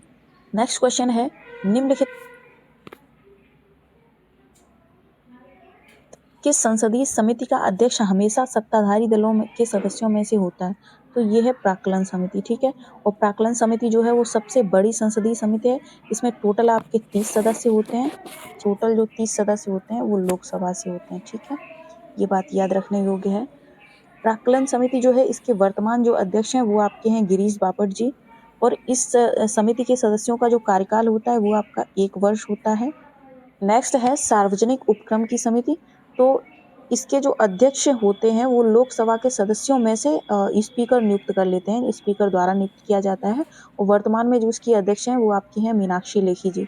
नेक्स्ट है आपका सर्वोच्च न्यायालय के जो न्यायाधीश होते हैं, वर्ष की आयु में सेवानिवृत्ति उनकी होती है। वर्ष यहाँ पे डेट होना चाहिए, क्वेश्चन में कोई तो मिस्टेक है, ठीक है। यानी पूछ ये रहे हैं कि जो उनका रिटायरमेंट होता है वो कब होता है, सभी को पता है 65 वर्ष की आयु तक ये अपने पद पर बने रह सकते हैं। भारत का जो सर्वोच्च न्यायालय है वो आपके आर्टिकल 124, ठीक है। और जो आपके राज्यों के उच्च न्यायालय हैं वो अनुच्छेद 214 के अंतर्गत या वहां से 214 से शुरू होते हैं, ठीक है, और जाते हैं कुछ लगभग 230 20 31 तक, ठीक है। आप इसको देख लीजिए एक बार। नेक्स्ट है पंचायत भंग होने के बाद कितनी अवधि के अंदर चुनाव करवाना अनिवार्य है, तो ये आपका 6 महीने के भीतर अनिवार्य होता है। नेक्स्ट है, अच्छा पंचायती राज दिवस कब मनाया जाता है, आप बताएंगे हमें कमेंट सेक्शन में। और इसमें जो सबसे पहले पंचायत का जो पायलट प्रोजेक्ट कह सकते हैं या सबसे पहले पंचायती राज व्यवस्था का जो लागू किया गया था वो किस राज्य से शुरू किया गया था। भारत में चुनाव के संदर्भ में वीवीपीएटी शब्द का अर्थ क्या है, voter verifiable paper audit trail, ठीक है। ये क्या होता है, वीवीपीएट एक प्रणाली है जो मतदाताओं को अपने वोटों को सत्यापित करने की उम्मीद देती है, ठीक है। नेक्स्ट है, निम्नलिखित में से किस अनुच्छेद के तहत वित्त आयोग का गठन किया गया। ये क्वेश्चन 2 बार पीसीएस परीक्षा में पूछा जा चुका है, जहां तक मैं याद कर पा रही हूँ शायद ये 2020 की पीसीएस परीक्षा में आया हुआ क्वेश्चन था, अनुच्छेद 280 के तहत, ठीक है। यदि निवल घरेलू उत्पाद में से बाजार मूल्य के आधार पर अप्रत्यक्ष करों को घटा दिया जाए और सब्सिडी जोड़ दी जाए तो हमें क्या प्राप्त होता है, उत्पादन लागत पर शुद्ध घरेलू उत्पाद, ठीक है। और देखिए शुद्ध राष्ट्रीय उत्पाद है, इसको कैसे निकाला जाता है, एनएनपी जो आपका निकाला जाता है वो आपका जीएनपी, और जीएनपी में से मूल्य ह्रास कर दिया जाता है, मूल्य ह्रास को माइनस कर दिया जाता है, ठीक है। और जो बाजार मूल्य पर एनएनपी है उसको कैसे निकाला जाता है, वो सिंपली बाजार मूल्य पर जो जीएनपी है उसमें से मूल्य ह्रास को माइनस कर दिया जाता है, ठीक है। और जो उत्पादन लागत में एनएनपी है उसको बाजार मूल्य पर से एनएनपी में से शुद्ध प्रत्यक्ष कर को माइनस कर दिया जाता है, तब ये निकल जाती है, ठीक है। भारत द्वारा निर्यात किए जाने वाले कृषि उत्पादों में वित्त वर्ष 2020-21 के निम्नलिखित में किस उत्पाद के निर्यात की सबसे अधिक धन प्राप्त हुआ है, तो ये प्राप्त हुआ है चावल से, ठीक है। और यहाँ तो ये इसी तरह से पूछा है, अगर आपको क्रम लगाने को दे दिया जाए तो इसको अगर हम एक कृषि उत्पादों के संबंध में निर्यात सांख्यिकी को देखें तो इसमें पहले स्थान पर आपका चावल था, उसके बाद और भी चीजें थी, लेकिन इस लिस्ट के अकॉर्डिंग सेकंड नंबर पे आपका चीनी था और थर्ड नंबर पे आपका रहा कपास। थर्ड नंबर पे नहीं, एक्चुअली ये उस लिस्ट में 5वें नंबर पे है। जैसे कि क्रम ये है कि पहले नंबर पर चावल जो था वो बासमती के अलावा वाला चावल था, ठीक है। सेकंड नंबर पे चावल में भी बासमती चावल था, थर्ड नंबर पे भैंस का जो बफेलो का जो मांस है वो था, चौथे नंबर पे चीनी और 5वें नंबर पे आपका कपास था, ठीक है। और 9वें नंबर पे था वो आपके फ्रूट्स का निर्यात किया गया था। नेक्स्ट है, ऐसा उद्योग जिसके लिए कम पूंजी आधार की आवश्यकता हो, सभी को पता है लघु उद्योग, एमएसएमई, ठीक। लिखित में से कौन सा कथन अटल नवोन्मेष मिशन के संबंध में सही नहीं है, ठीक है। तो ये नीति आयोग द्वारा स्थापित एक प्रमुख पहल है, ये बात एकदम सही है। इसके मुख्य कार्य में स्वरोजगार और प्रतिभा उपयोग के माध्यम से उद्यमशीलता को बढ़ावा देना शामिल है, ये बात भी सही है। अटल नवोन्मेष मिशन सरकार, अकादमियों, उद्योग, व्यक्तियों और सोसाइटी केंद्रित एनजीओ के बीच सक्रिय सहयोग को बढ़ावा दे रहा है, ये बात भी सही है। एआईएम केवल अत्याधुनिक जिलों में, स्कूलों में अत्याधुनिक अटल टिंकरिंग लैब्स की स्थापना कर रहा है, ये बात गलत है। क्यों गलत है, ऐसा नहीं है केवल अत्याधुनिक, ठीक है, देश भर के सभी जिलों के स्कूलों में अत्याधुनिक अटल टिंकरिंग लैब्स की स्थापना कर रहा है, ठीक। नेक्स्ट क्वेश्चन आपका है, कौन सी पंचवर्षीय योजना सामाजिक न्याय और समानता के साथ विकास के लक्ष्य पर केंद्रित थी, तो ये आपकी थी 9वीं पंचवर्षीय योजना। नेक्स्ट है, भारत में निर्धनता का प्रथम अनुमान किसके द्वारा लगाया गया था, तो ये थी लकड़वाला समिति, जिन्होंने सबसे पहले गरीबी का आकलन भारत में किया हुआ था, और ये किया था आपका 1993 में ही ये समिति बनी थी उनके द्वारा। निम्नलिखित में से कौन सा जैव भंडार world network of biosphere reserve में शामिल नहीं है, तो ये आपका जिम कार्बेट शामिल नहीं है बायोस्फीयर रिजर्व में, बाकी सुंदरबन, नंदा देवी, मन्नारी खाड़ी ये सब बायोस्फीयर रिजर्व हैं, ठीक है। निम्नलिखित जोड़ों पर विचार कीजिए, विचार क्या करना है, ये इस तरफ एक तरफ दिए हुए हैं आपके सम्मेलन और दूसरी तरफ उनमें उन सम्मेलनों में जो मुख्य विषय था वो किस लिए हुए थे वो दिया गया है। पूछा ये है कि ऊपर दिए गए युग्मों में से कौन से सही सुमेलित हैं, तो देखिए सही सुमेलित कौन कौन से हैं। पहला तो आपको सभी को पता है, जो वियना सम्मेलन है वो ओजोन परत के संरक्षण से ही हुआ था, ठीक है। और यूएनसीसीडी जो है वो भी सतत भूमि प्रबंधन से है। और देखिए रामसर तो सभी जानते हैं, आर्द्र भूमि से है। फोर्थ के लिए ऑप्शन ये है कीटनाशक और औद्योगिक रसायन। तो देखिए यहाँ हम ये ऑप्शन चेक कर लेते हैं, जिनमें से पहला और तीसरा तो हम एकदम श्योर हैं कि सही है, और पहला और तीसरा किस किस में है। तो देखिए तीसरा तो इसमें भी है, इसमें भी है, और यहाँ भी है, यानी ये तो फाइनली गलत हुआ, ठीक है। लेकिन पहला और तीसरा केवल इसमें है, बट इसमें चौथा भी है। चौथे के बारे में हमें जानकारी नहीं है, और दूसरा हमें पता है यूएनसीसीडी जो है वो सतत भूमि प्रबंधन से संबंधित है, तो ऑप्शन आपका 3 सही हो जाएगा, ठीक है। नेक्स्ट है, टायलिन नामक एंजाइम किसमें पाया जाता है। सभी को बखूबी पता है कि ये लार में पाया जाता है, और ये किसका पाचन करता है, ये करता है आपका स्टार्च का पाचन, ठीक है। ये बात याद रखने योग्य है। यकृत जो है वो आपकी शरीर की सबसे बड़ी ग्रंथि है, ठीक है, और ये वसा के इमल्सीकरण में भी मदद करती है, और यहाँ से लाइपेज निकलता है, लाइपेज एंजाइम, ठीक है। ये बात याद रखिएगा। आमाशय, आमाशय से आपका पैक्सिन निकलता है, ठीक है, जो प्रोटीन के पाचन में मदद करता है। नेक्स्ट है आपका छिपकली, मेढक, मुर्गी सभी क्या है, क्या है, इनमें ऑप्शन दिए गए हैं, क्योंकि मुर्गी भी अंडे देती है, मेढक के अंडे मैंने तो नहीं देखे हैं, इनमें से कोई नहीं। शिशु प्रजक, उभयलिंगी तो नहीं है, क्योंकि मेढक अलग होता है, मेढकी अलग होती है, मुर्गा अलग होता है, मुर्गी अलग होती है, ठीक है। छिपकली का मुझे नहीं पता। तो इनमें से एक ऑप्शन जो कॉमन है वो सभी में है, अंड प्रजक, ठीक है, ये सभी अंडा देते हैं। नेक्स्ट है, परिघटना के कारण जल ऊंचे वृक्षों के शीर्ष तक पहुंच जाता है, यानी इनमें से कौन सी परिघटना है जिसके कारण जल जो है वो शीर्ष तक पहुंचता है पौधों में। तो सिंपल सी बात है, बाष्पोत्सर्जन है, इवेपोरेशन। नेक्स्ट है, निम्नलिखित में से किसे अनावृत बीजी के अंतर्गत वर्गीकृत किया गया है। तो ये इसमें है आपका पाइनस का पौधा, ठीक है। अनावृत बीजी को कहते हैं आपका जिम्नोस्पर्म, यानी ऐसे पौधे जिनके बीजों के ऊपर कोई आवरण ना हो, ठीक है, नग्न बीजी इनको कहते हैं। नेक्स्ट है, जब कोई व्यक्ति भूखा होता है तो सबसे पहले वह किस चीज का उपयोग करता है। तो ये आपका ग्लाइकोजन है, सभी को पता होगा, बहुत आसान सा क्वेश्चन था। नेक्स्ट है, अंतःस्रावी ग्रंथियां किसके द्वारा नियंत्रित होती हैं। तो पीयूष ग्रंथि, ठीक है, इसको मास्टर ग्लैंड भी कहते हैं बॉडी के लिए। डेंगू किसके कारण होता है। तो डेंगू जो है आपका वो विषाणु के कारण होता है, वायरस होता है, जो कि मच्छर जनित वायरस है, जिसको एडिस इजिप्टी कहा जाता है। जीव विज्ञान का जनक किसे माना जाता है, अरस्तु को, ठीक है। और अगर पूछ लिया जाए कि वनस्पति विज्ञान का जनक किसे माना जाता है, तो थियोफ्रेस्टस को माना जाता है, बॉटनी का, ठीक है।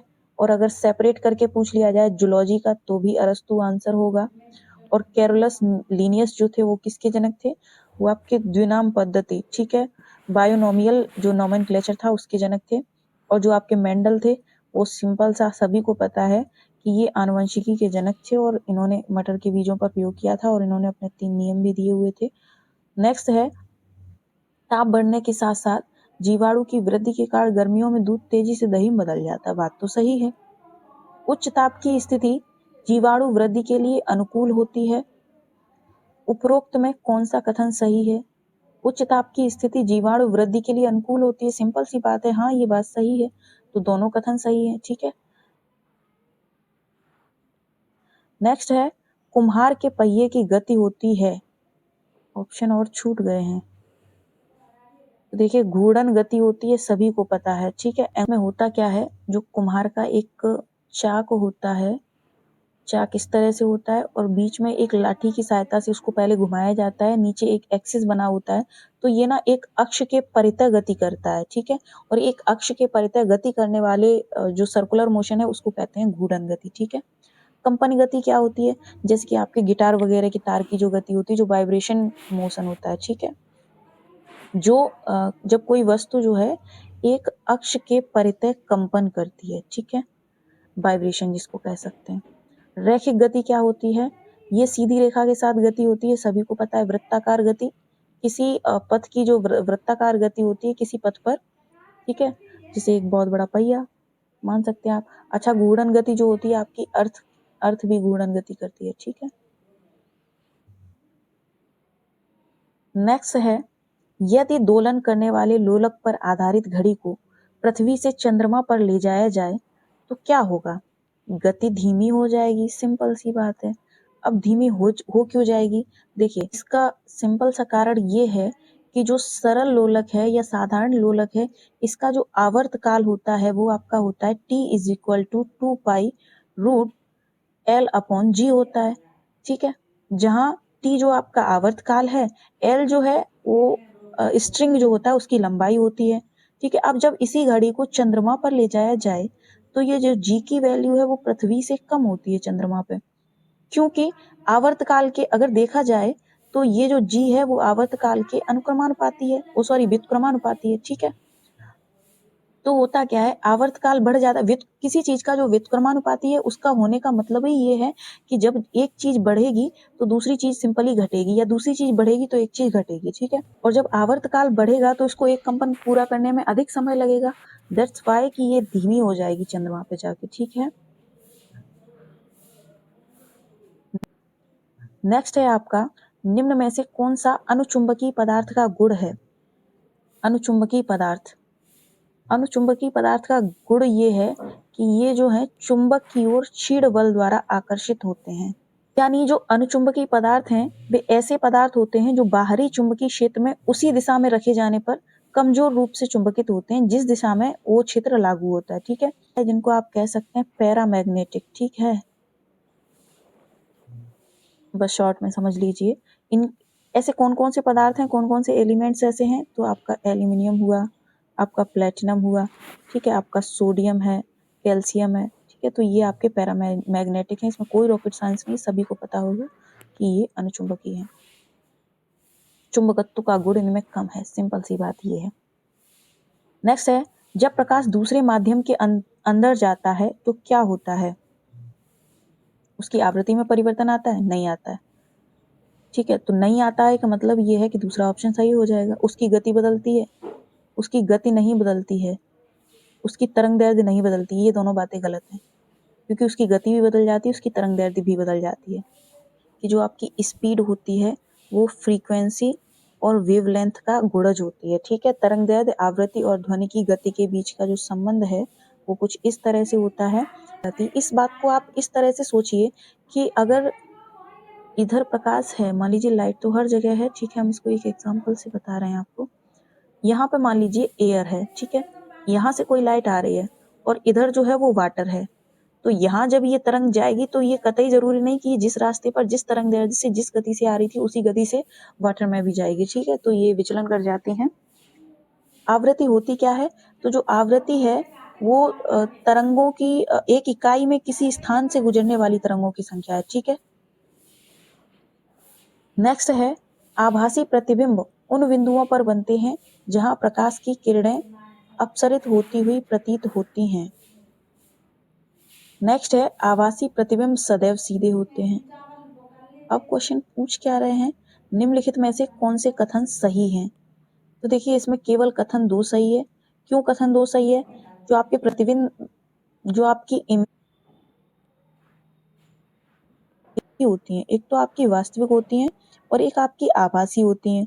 ठीक है, जो प्रतिबिंब पर्दे पर प्राप्त नहीं किया जाता सिंपली वो आभासी होता है, और जो पर्दे पर प्राप्त हो जाता है वो आपका वास्तविक होता है। ठीक है, आभासी प्रतिबिंब जो बनता है वो इस तरह की प्रकाश किरणों से बनता है जो कि अगर हम ये कहें कि आपस में ये मिलती नहीं है बल्कि मिलती हुई प्रतीत होती हैं, मिलती हुई प्रतीत होती हैं। ठीक है, अपसरित होती हुई प्रतीत नहीं होती हैं। ठीक है, तो इसलिए ये कथन गलत है। यहाँ आप एक एडिशनल इंफॉर्मेशन और जान लीजिए कि जो वास्तविक प्रतिबिंब होते हैं वो उल्टे होते हैं और आभासी प्रतिबिंब सदैव सीधे होते हैं। ठीक है, वास्तविक प्रतिबिंब जो होते हैं वो अवतल लेंस, अवतल दर्पण। ठीक है, लेंस और दर्पण में फर्क रहता है। अवतल दर्पण और आपका उत्तल लेंस। ठीक है, ये बात याद रखनी है। कौन से?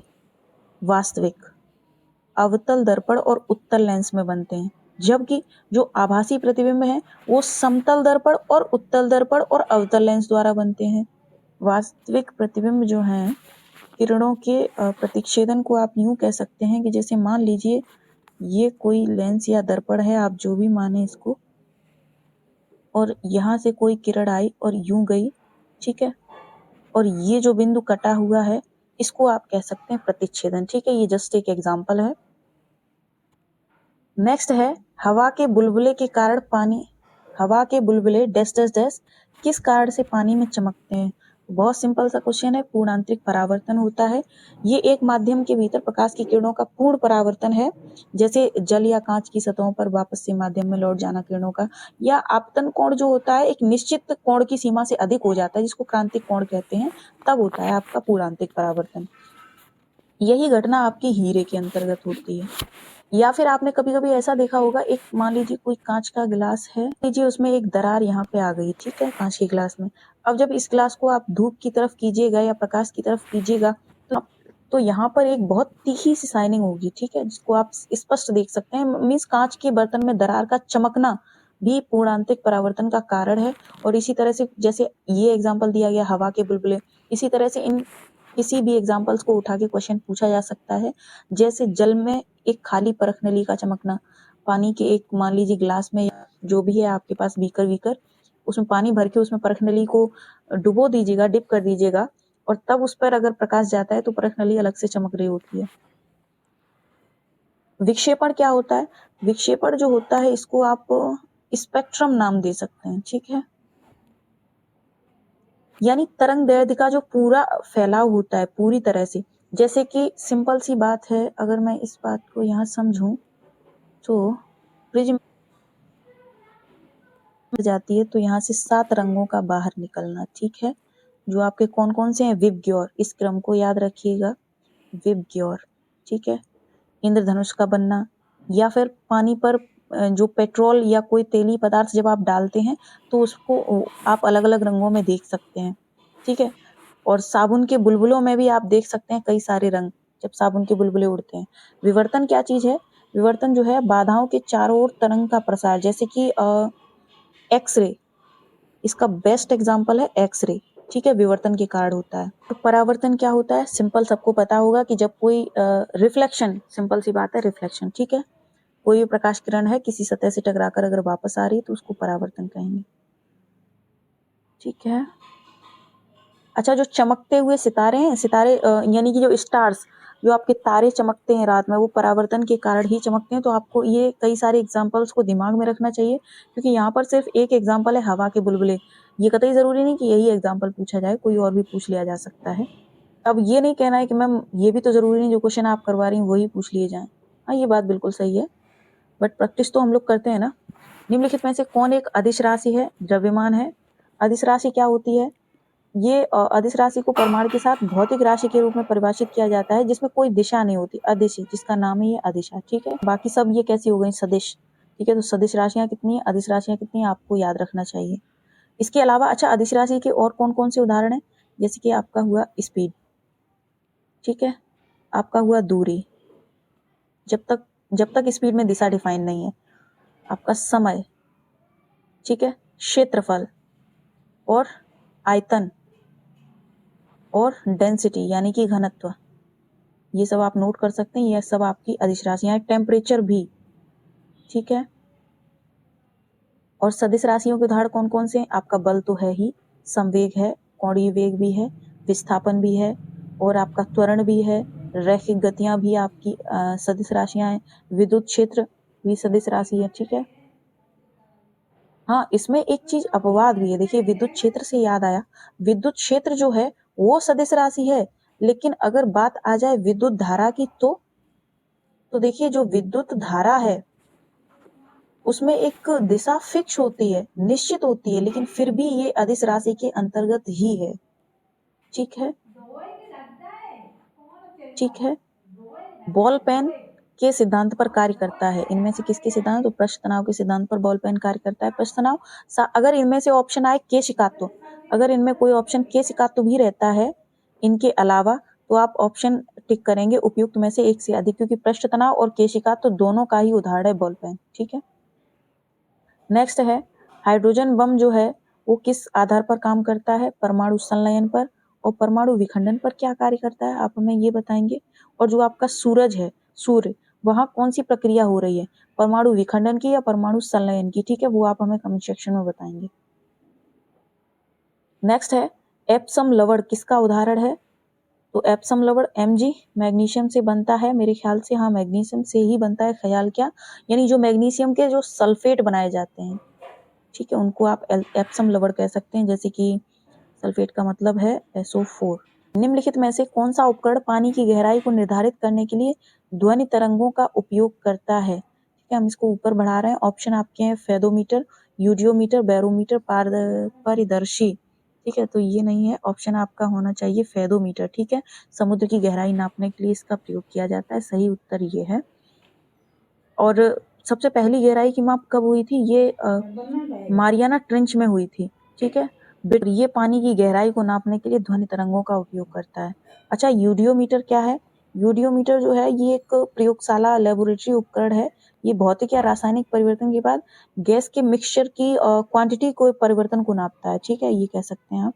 बैरोमीटर क्या है, तो ये वायुदाब को नापता है, सबको पता है। नेक्स्ट है निम्नलिखित में से ऊष्मा का अच्छा सुचालक कौन है, पारा, तो देखिए पारा जो है वो एक धातु होते हुए भी क्या है, तरल है, लिक्विड है, ठीक है, और इसका जो सिंबल होता है उसको आप Hg कह सकते हैं, जो सूत्र होता है, परमाणु संख्या इसकी 80 होती है शायद। आयोडीन जो है वो आपकी अधातु है, ठीक है, ब्रोमीन भी आपकी अधातु है। अच्छा, आप हमें कमेंट सेक्शन में बताएंगे कि आयोडीन की कमी से कौन सा रोग होता है, ठीक है। क्लोरीन जो है वो भी आपकी अधातु है, ठीक है, हैलोजन समूह के अंतर्गत आती है और ये विरंजक का कार्य करती है। नेक्स्ट है उदाहरण है, तो किसका उदाहरण है, अपारदर्शी का है, सिंपल सी बात है, पारदर्शी है नहीं, पारभासी है नहीं, बहुलक लकड़ी है नहीं।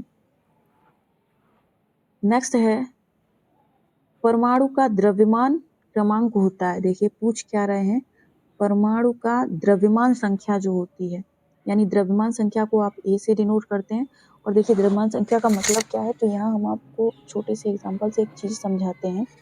हम यहाँ कार्बन को एग्जांपल में ले लेते हैं, ठीक है, और जो कार्बन है इसका परमाणु क्रमांक 6 है और इसका परमाणु भार 12 है, और जो परमाणु भार होता है उसी को आप क्या कहते हैं, द्रव्यमान संख्या या द्रव्यमान क्रमांक कहते हैं, ठीक है, और इसको आप डिनोट करते हैं A से, ठीक, और जो परमाणु क्रमांक होता है उसको डिनोट करा जाता है Z से।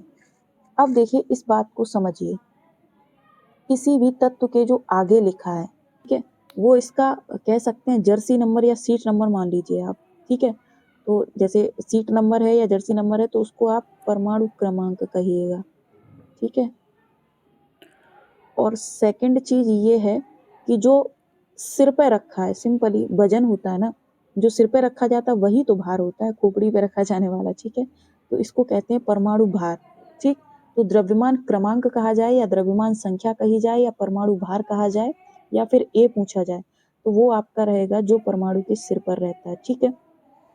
अब वो पूछ ये रहे हैं कि इनमें से किसके द्वारा परमाणु भार को डिफाइन करा जा सकता है, नाभिक में प्रोटॉनों की संख्या, नहीं, प्रोटॉनों और इलेक्ट्रॉनों का योग, नहीं, नाभिक में जो प्रोटॉन प्लस न्यूट्रॉन होते हैं वो आपके होते हैं क्या, परमाणु क्रमांक, ठीक है।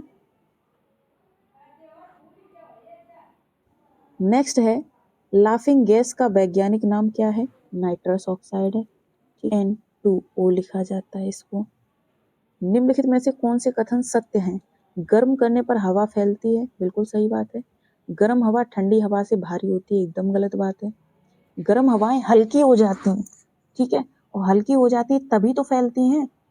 अच्छा जरा सोचिए, जो चीज हल्की होगी वो ज्यादा फैलेगी, जो चीज भारी होगी, सिंपल सी बात है, जो चीज हल्की हो जाएगी। तो कथन कौन से सत्य हैं, केवल कथन पहला सही है। नेक्स्ट है संक्षारण किस प्रकार की अभिक्रिया का उदाहरण है, संक्षारण अर्थ है इसका रस्टिंग, ठीक है, तो ये ऑक्सीडेशन अभिक्रिया है, ऑक्सीकरण की प्रक्रिया है, जब लोहे में या किसी भी चीज में ऑक्सीडेशन होने लगता है तो उसको हम कहते हैं कि जंग लग गई या इसका संक्षारण हो रहा है।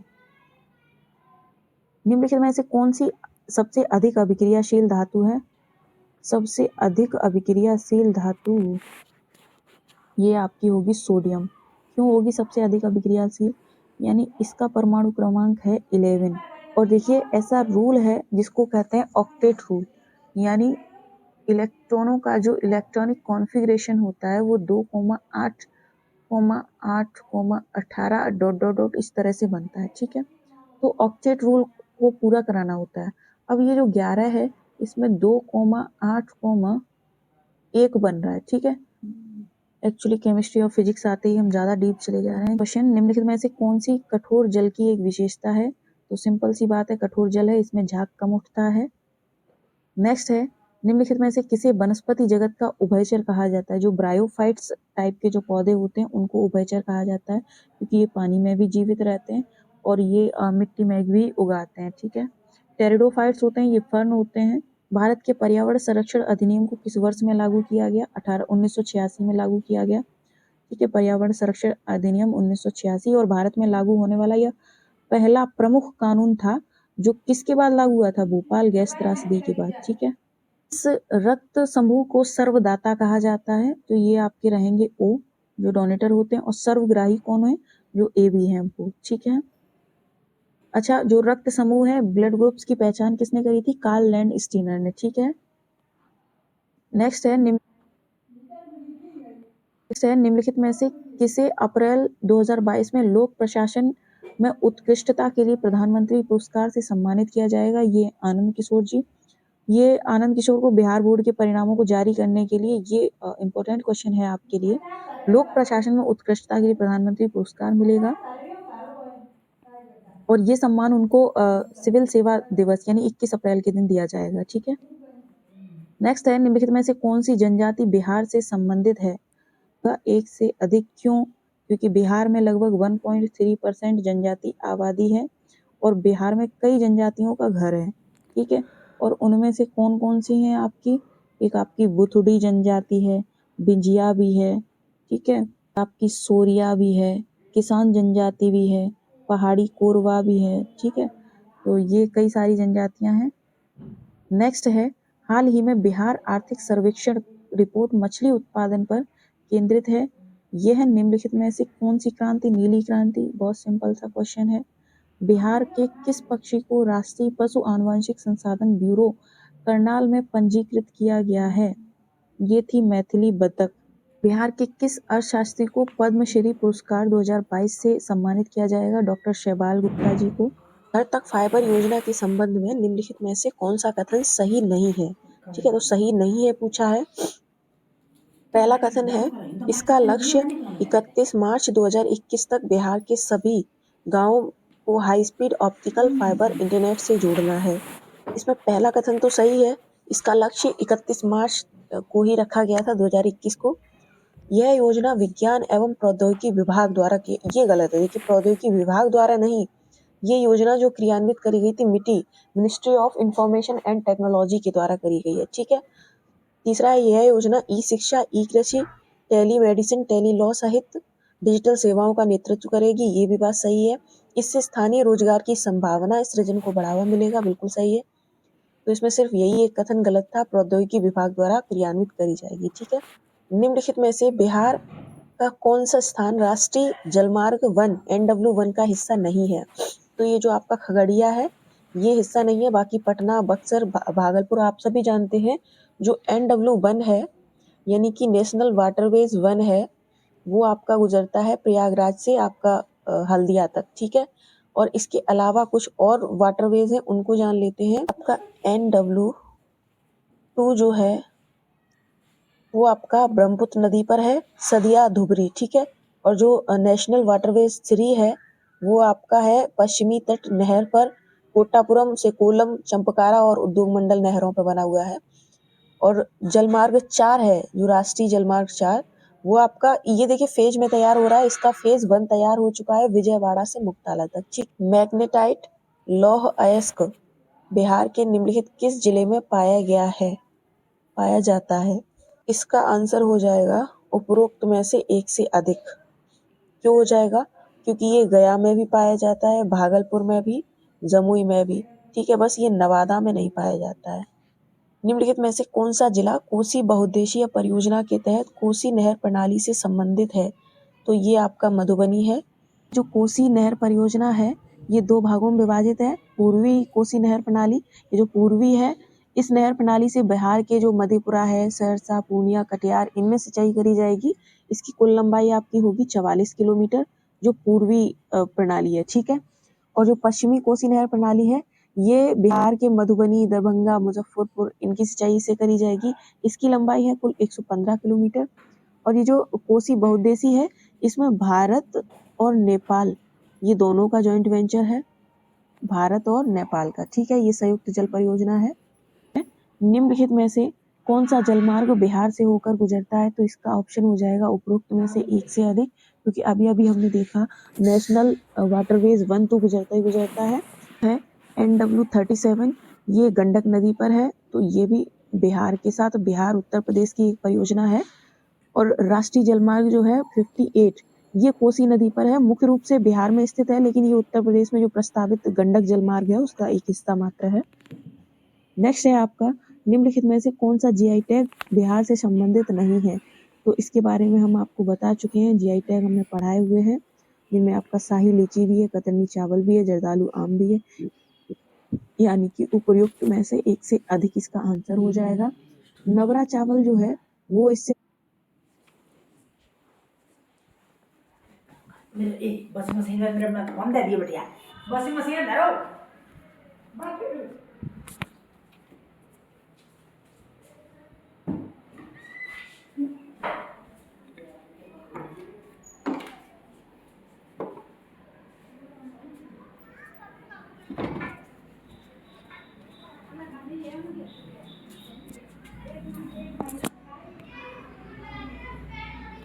पूछा हुआ है, संबंधित नहीं है, ठीक है। तो आपका करेक्ट ऑप्शन यही हो जाएगा। इसके अलावा भी बिहार में और भी कई चीज़ों को जीआई टैग मिला है, जैसे कि ये तो आपके हो गए कृषि उत्पाद या कहें फसल उत्पाद। हस्तशिल्प उत्पाद की अगर बात करें तो आपका मधुबनी पेंटिंग हुआ, बिहार का जो एक पीपली कार्य होता है, बिहार की सुजनी एम्ब्रॉयडरी का काम होता है, बिहार के सिक्की घास से बनाए जाने वाले कुछ उत्पाद हैं, भागलपुरी सिल्क को भी मिला हुआ है। और अगर खाद्य पदार्थों की बात करें तो आपका एक सिलाव खाजा था, मैथिली मखाना, ठीक है, तो इनको अभी मिला हुआ है हाल ही में। नेक्स्ट है, शहद के राष्ट्रीय उत्पादन में बिहार का योगदान कितने प्रतिशत का है? तो ये है आपका 14% का। अगला आपका बिहार बजट 2022-23 के अनुसार केंद्रीय करों और अनुदान में राज्य के हिस्से के रूप में केंद्र से कुल राजस्व प्राप्तियों का कितना प्रतिशत होगा? तो ये होगा आपका 46 और 29%।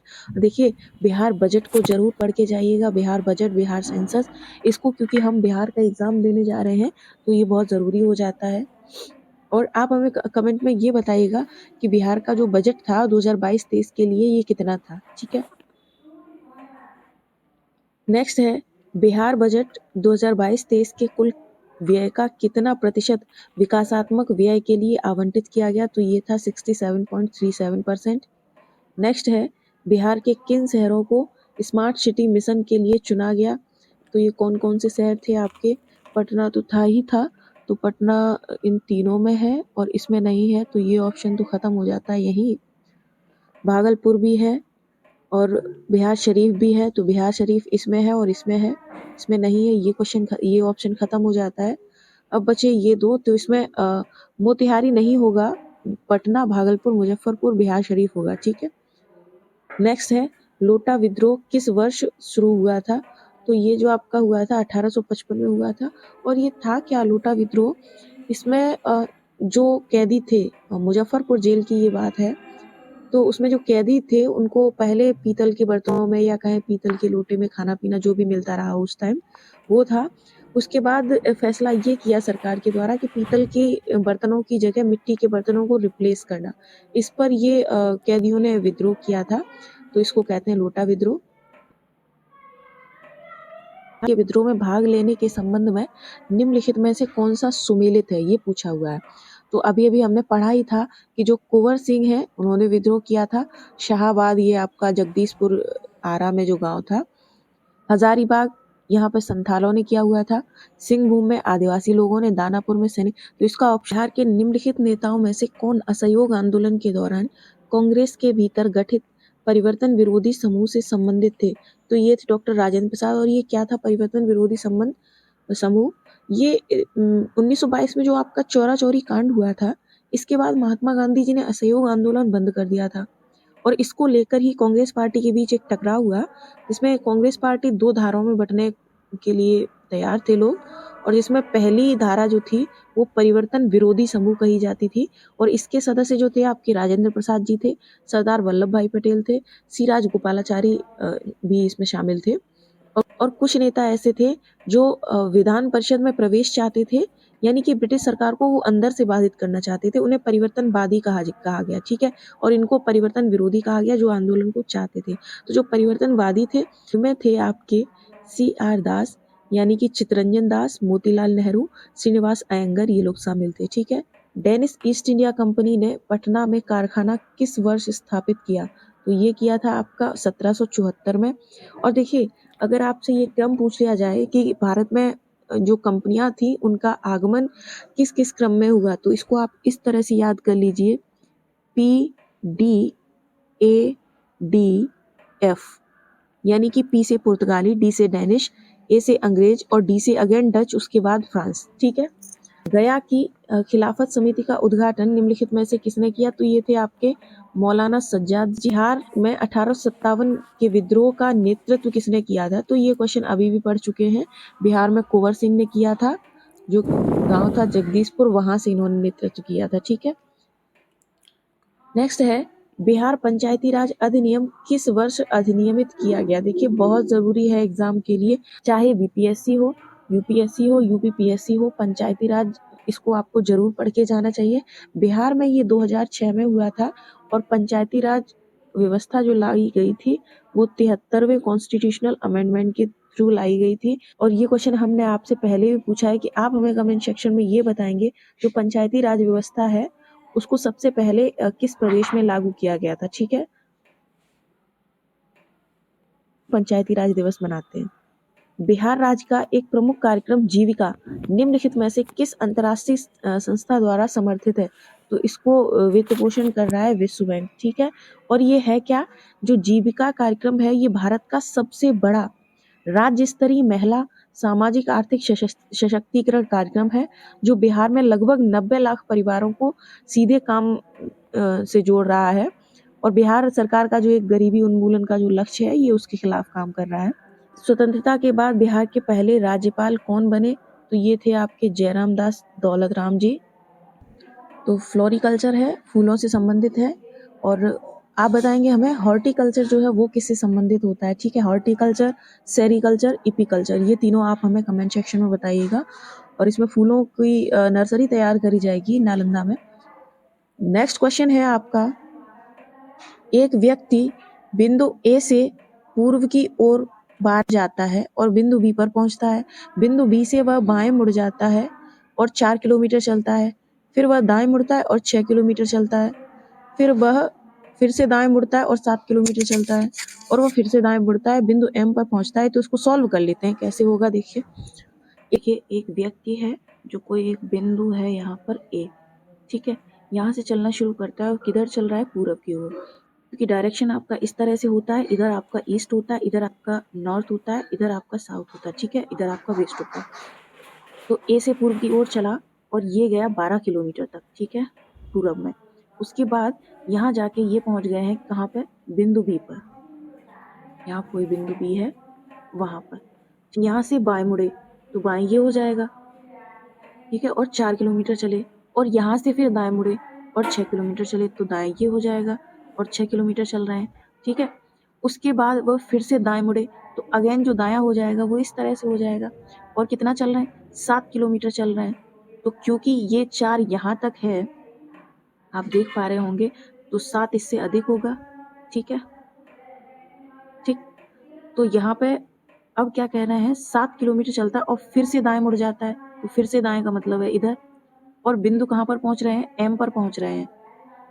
यदि बिंदु M जो है, यदि बिंदु B जो है वो बिंदु M के उत्तर में है, यानी कि इधर जो दाएं मुड़ के 7 किलोमीटर के बाद जो दाएं मुड़ के चले वो तब तक चले कि बिंदु B जब तक उत्तर में नहीं आ गया, किसके? बिंदु M के।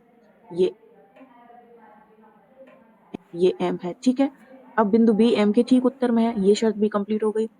तो बिंदु B और M के बीच की दूरी पूछ रहे हैं, तो बहुत सिंपल है, यहाँ से यहाँ तक 4 किलोमीटर है और ये पूरी 7 किलोमीटर है, तो सिंपली जो आपकी शेष बची वो कितने किलोमीटर बच गई, 3 किलोमीटर।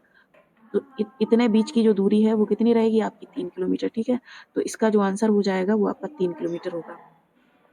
ए और बी दोनों 16 दिनों में कार्य पूरा करते हैं, यानी ए और बी जब मिलते हैं तो कितने 16 दिनों में कोई किसी काम को पूरा करते हैं, ठीक है। यदि बी और ए की दक्षता क्रमशः 3:4 है, यानी बी की जो क्षमता है वो 3 है और ए की जो क्षमता है वो 4 है। और इस क्षमता का मतलब ये होता है कि बी यदि कोई काम करेगा एक दिन में तो एक दिन में 3 यूनिट काम करेगा बी, और ए एक दिन में 4 यूनिट काम करेगा। ये होती है इफिशियंसी, ठीक है। अब पूछ रहे हैं कि अगर दोनों मिलके 16 दिन में किसी काम को पूरा कर रहे हैं, तो जरा सोचिए जब बी और ए मिल जाएंगे तो इनकी दक्षता कितनी हो जाएगी।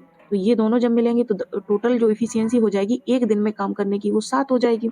और अगर इसी तरह से 7 दक्षता से ये दोनों 16 दिन तक काम करेंगे तो टोटल कितना वर्क करेंगे, तो सिंपली इसका मल्टीप्लाई करेंगे तो यहाँ पर टोटल वर्क यूनिट जो आ जाएगी वो आ जाएगी आपकी 112, ठीक है। 16 सत्ते 112 होता है। अब टोटल काम आपको मिल गया कि 112 यूनिट काम था, जिसको इन दोनों ने मिलकर 16 दिनों में कंप्लीट कर लिया। अब पूछ रहे हैं तो ए अकेले उसी काम को कितने दिन में पूरा कर सकता है, तो ए की अकेले की क्षमता 4 है। सिंपल सी बात है, 4 से इसको डिवाइड कर दीजिएगा तो आपका आंसर हो जाएगा 4 दूनी 8 और 4 अट्ठे 32, ठीक है, 28 दिन। तो ए जो है अकेला काम को 28 दिन में पूरा कर सकता है, तो ऑप्शन नंबर 1 आपका सही हो जाएगा, ठीक है। नेक्स्ट क्वेश्चन है, टाइम एंड वर्क से ही है, नहीं, पाइप एंड सिस्टम से है। एक टैंक में 2 प्रवेशिका पाइप हैं, पाइप ए और पाइप बी खाली टैंक को क्रमशः 15 और 12 घंटे में भर सकते हैं। मान लीजिए कोई एक खाली टैंक है, ठीक है। इस टैंक में 2 पाइप लगे हुए हैं, पाइप ए लगा हुआ है और पाइप बी लगा हुआ है, ठीक है। और ये टैंक पूरी तरह से खाली है। इस टैंक को भरने के लिए ए 15 घंटे लेता है, यानी ए की जो इफिशियंसी है वो 15 घंटे है इस टैंक को भरने की, और बी 12 घंटे लेता है, ठीक है। अब तो टैंक की क्षमता कितनी होगी, यानी टैंक में टोटल जो पानी आएगा वो कितना आएगा। तो टैंक की इफिशियंसी जानने के लिए ये एलसीएम कॉन्सेप्ट पे वर्क करता है। तो 15 और 12 का जब एलसीएम करेंगे तो टैंक की जो क्षमता आ जाएगी वो आ जाएगी 60 लीटर, ठीक है, या 60 यूनिट जो भी कह सकते हैं। और ये 15 घंटे में इसको भर रहा है 60 यूनिट को, और ये 12 घंटे में भर रहा है, ठीक है। यानी कि ए की दक्षता कितनी हो गई, ए जो है 15 घंटे में अगर 60 यूनिट का कोई टैंक भर रहा है तो ए की जो क्षमता रहेगी वो कितनी रहेगी, 15 चौकू 60, 60, ठीक है। और बी की दक्षता रहेगी वो कितनी रहेगी, 12 पंजे 60।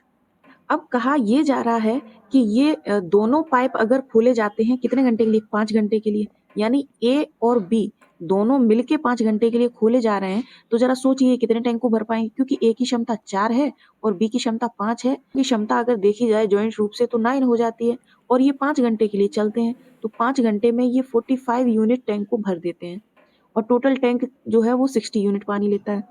तो 60, अब पूछ क्या रहा है, इसके बाद केवल पाइप बी खुला रहता है, यानी 5 घंटे के बाद 45 वर्क होने के बाद या 45 टैंक भर जाने के बाद पाइप ए को बंद कर दिया जाता है और बी को खुला रहने दिया जाता है। तो शेष का मतलब ये है कि 60 में से अगर 45 माइनस करेंगे तो शेष टैंक कितना बचेगा, तो ये रहेगा आपका 15 यूनिट, ठीक है। तो 15 यूनिट टैंक को भरने के लिए अगर बी को केवल चलाया जा रहा है तो 5 से अगर 15 में डिवाइड करेंगे तो ये 3 घंटे में शेष टैंक को फिल कर देगा, ठीक है। तो आंसर हो जाएगा आपका 3 घंटे। नेक्स्ट क्वेश्चन पर आते हैं। अब से 3 वर्ष बाद ए बी और सी की आयु का जो औसत है वो कितना है, 45 वर्ष होगा, ठीक है। तो हम एक एक शर्त को पहले नोट कर लेते हैं। क्या कह रहे हैं, ए का और बी का और सी का जो औसत रहेगा वो कितना रहेगा, 45 वर्ष। और हम सभी को पता है औसत कैसे निकालते हैं, जितने भी आपके आंकड़े होते हैं या प्रेक्षण होते हैं उनको ऐड करते हैं और नंबर ऑफ प्रेक्षण से डिवाइड कर देते हैं, ठीक है, यही तो होता है औसत।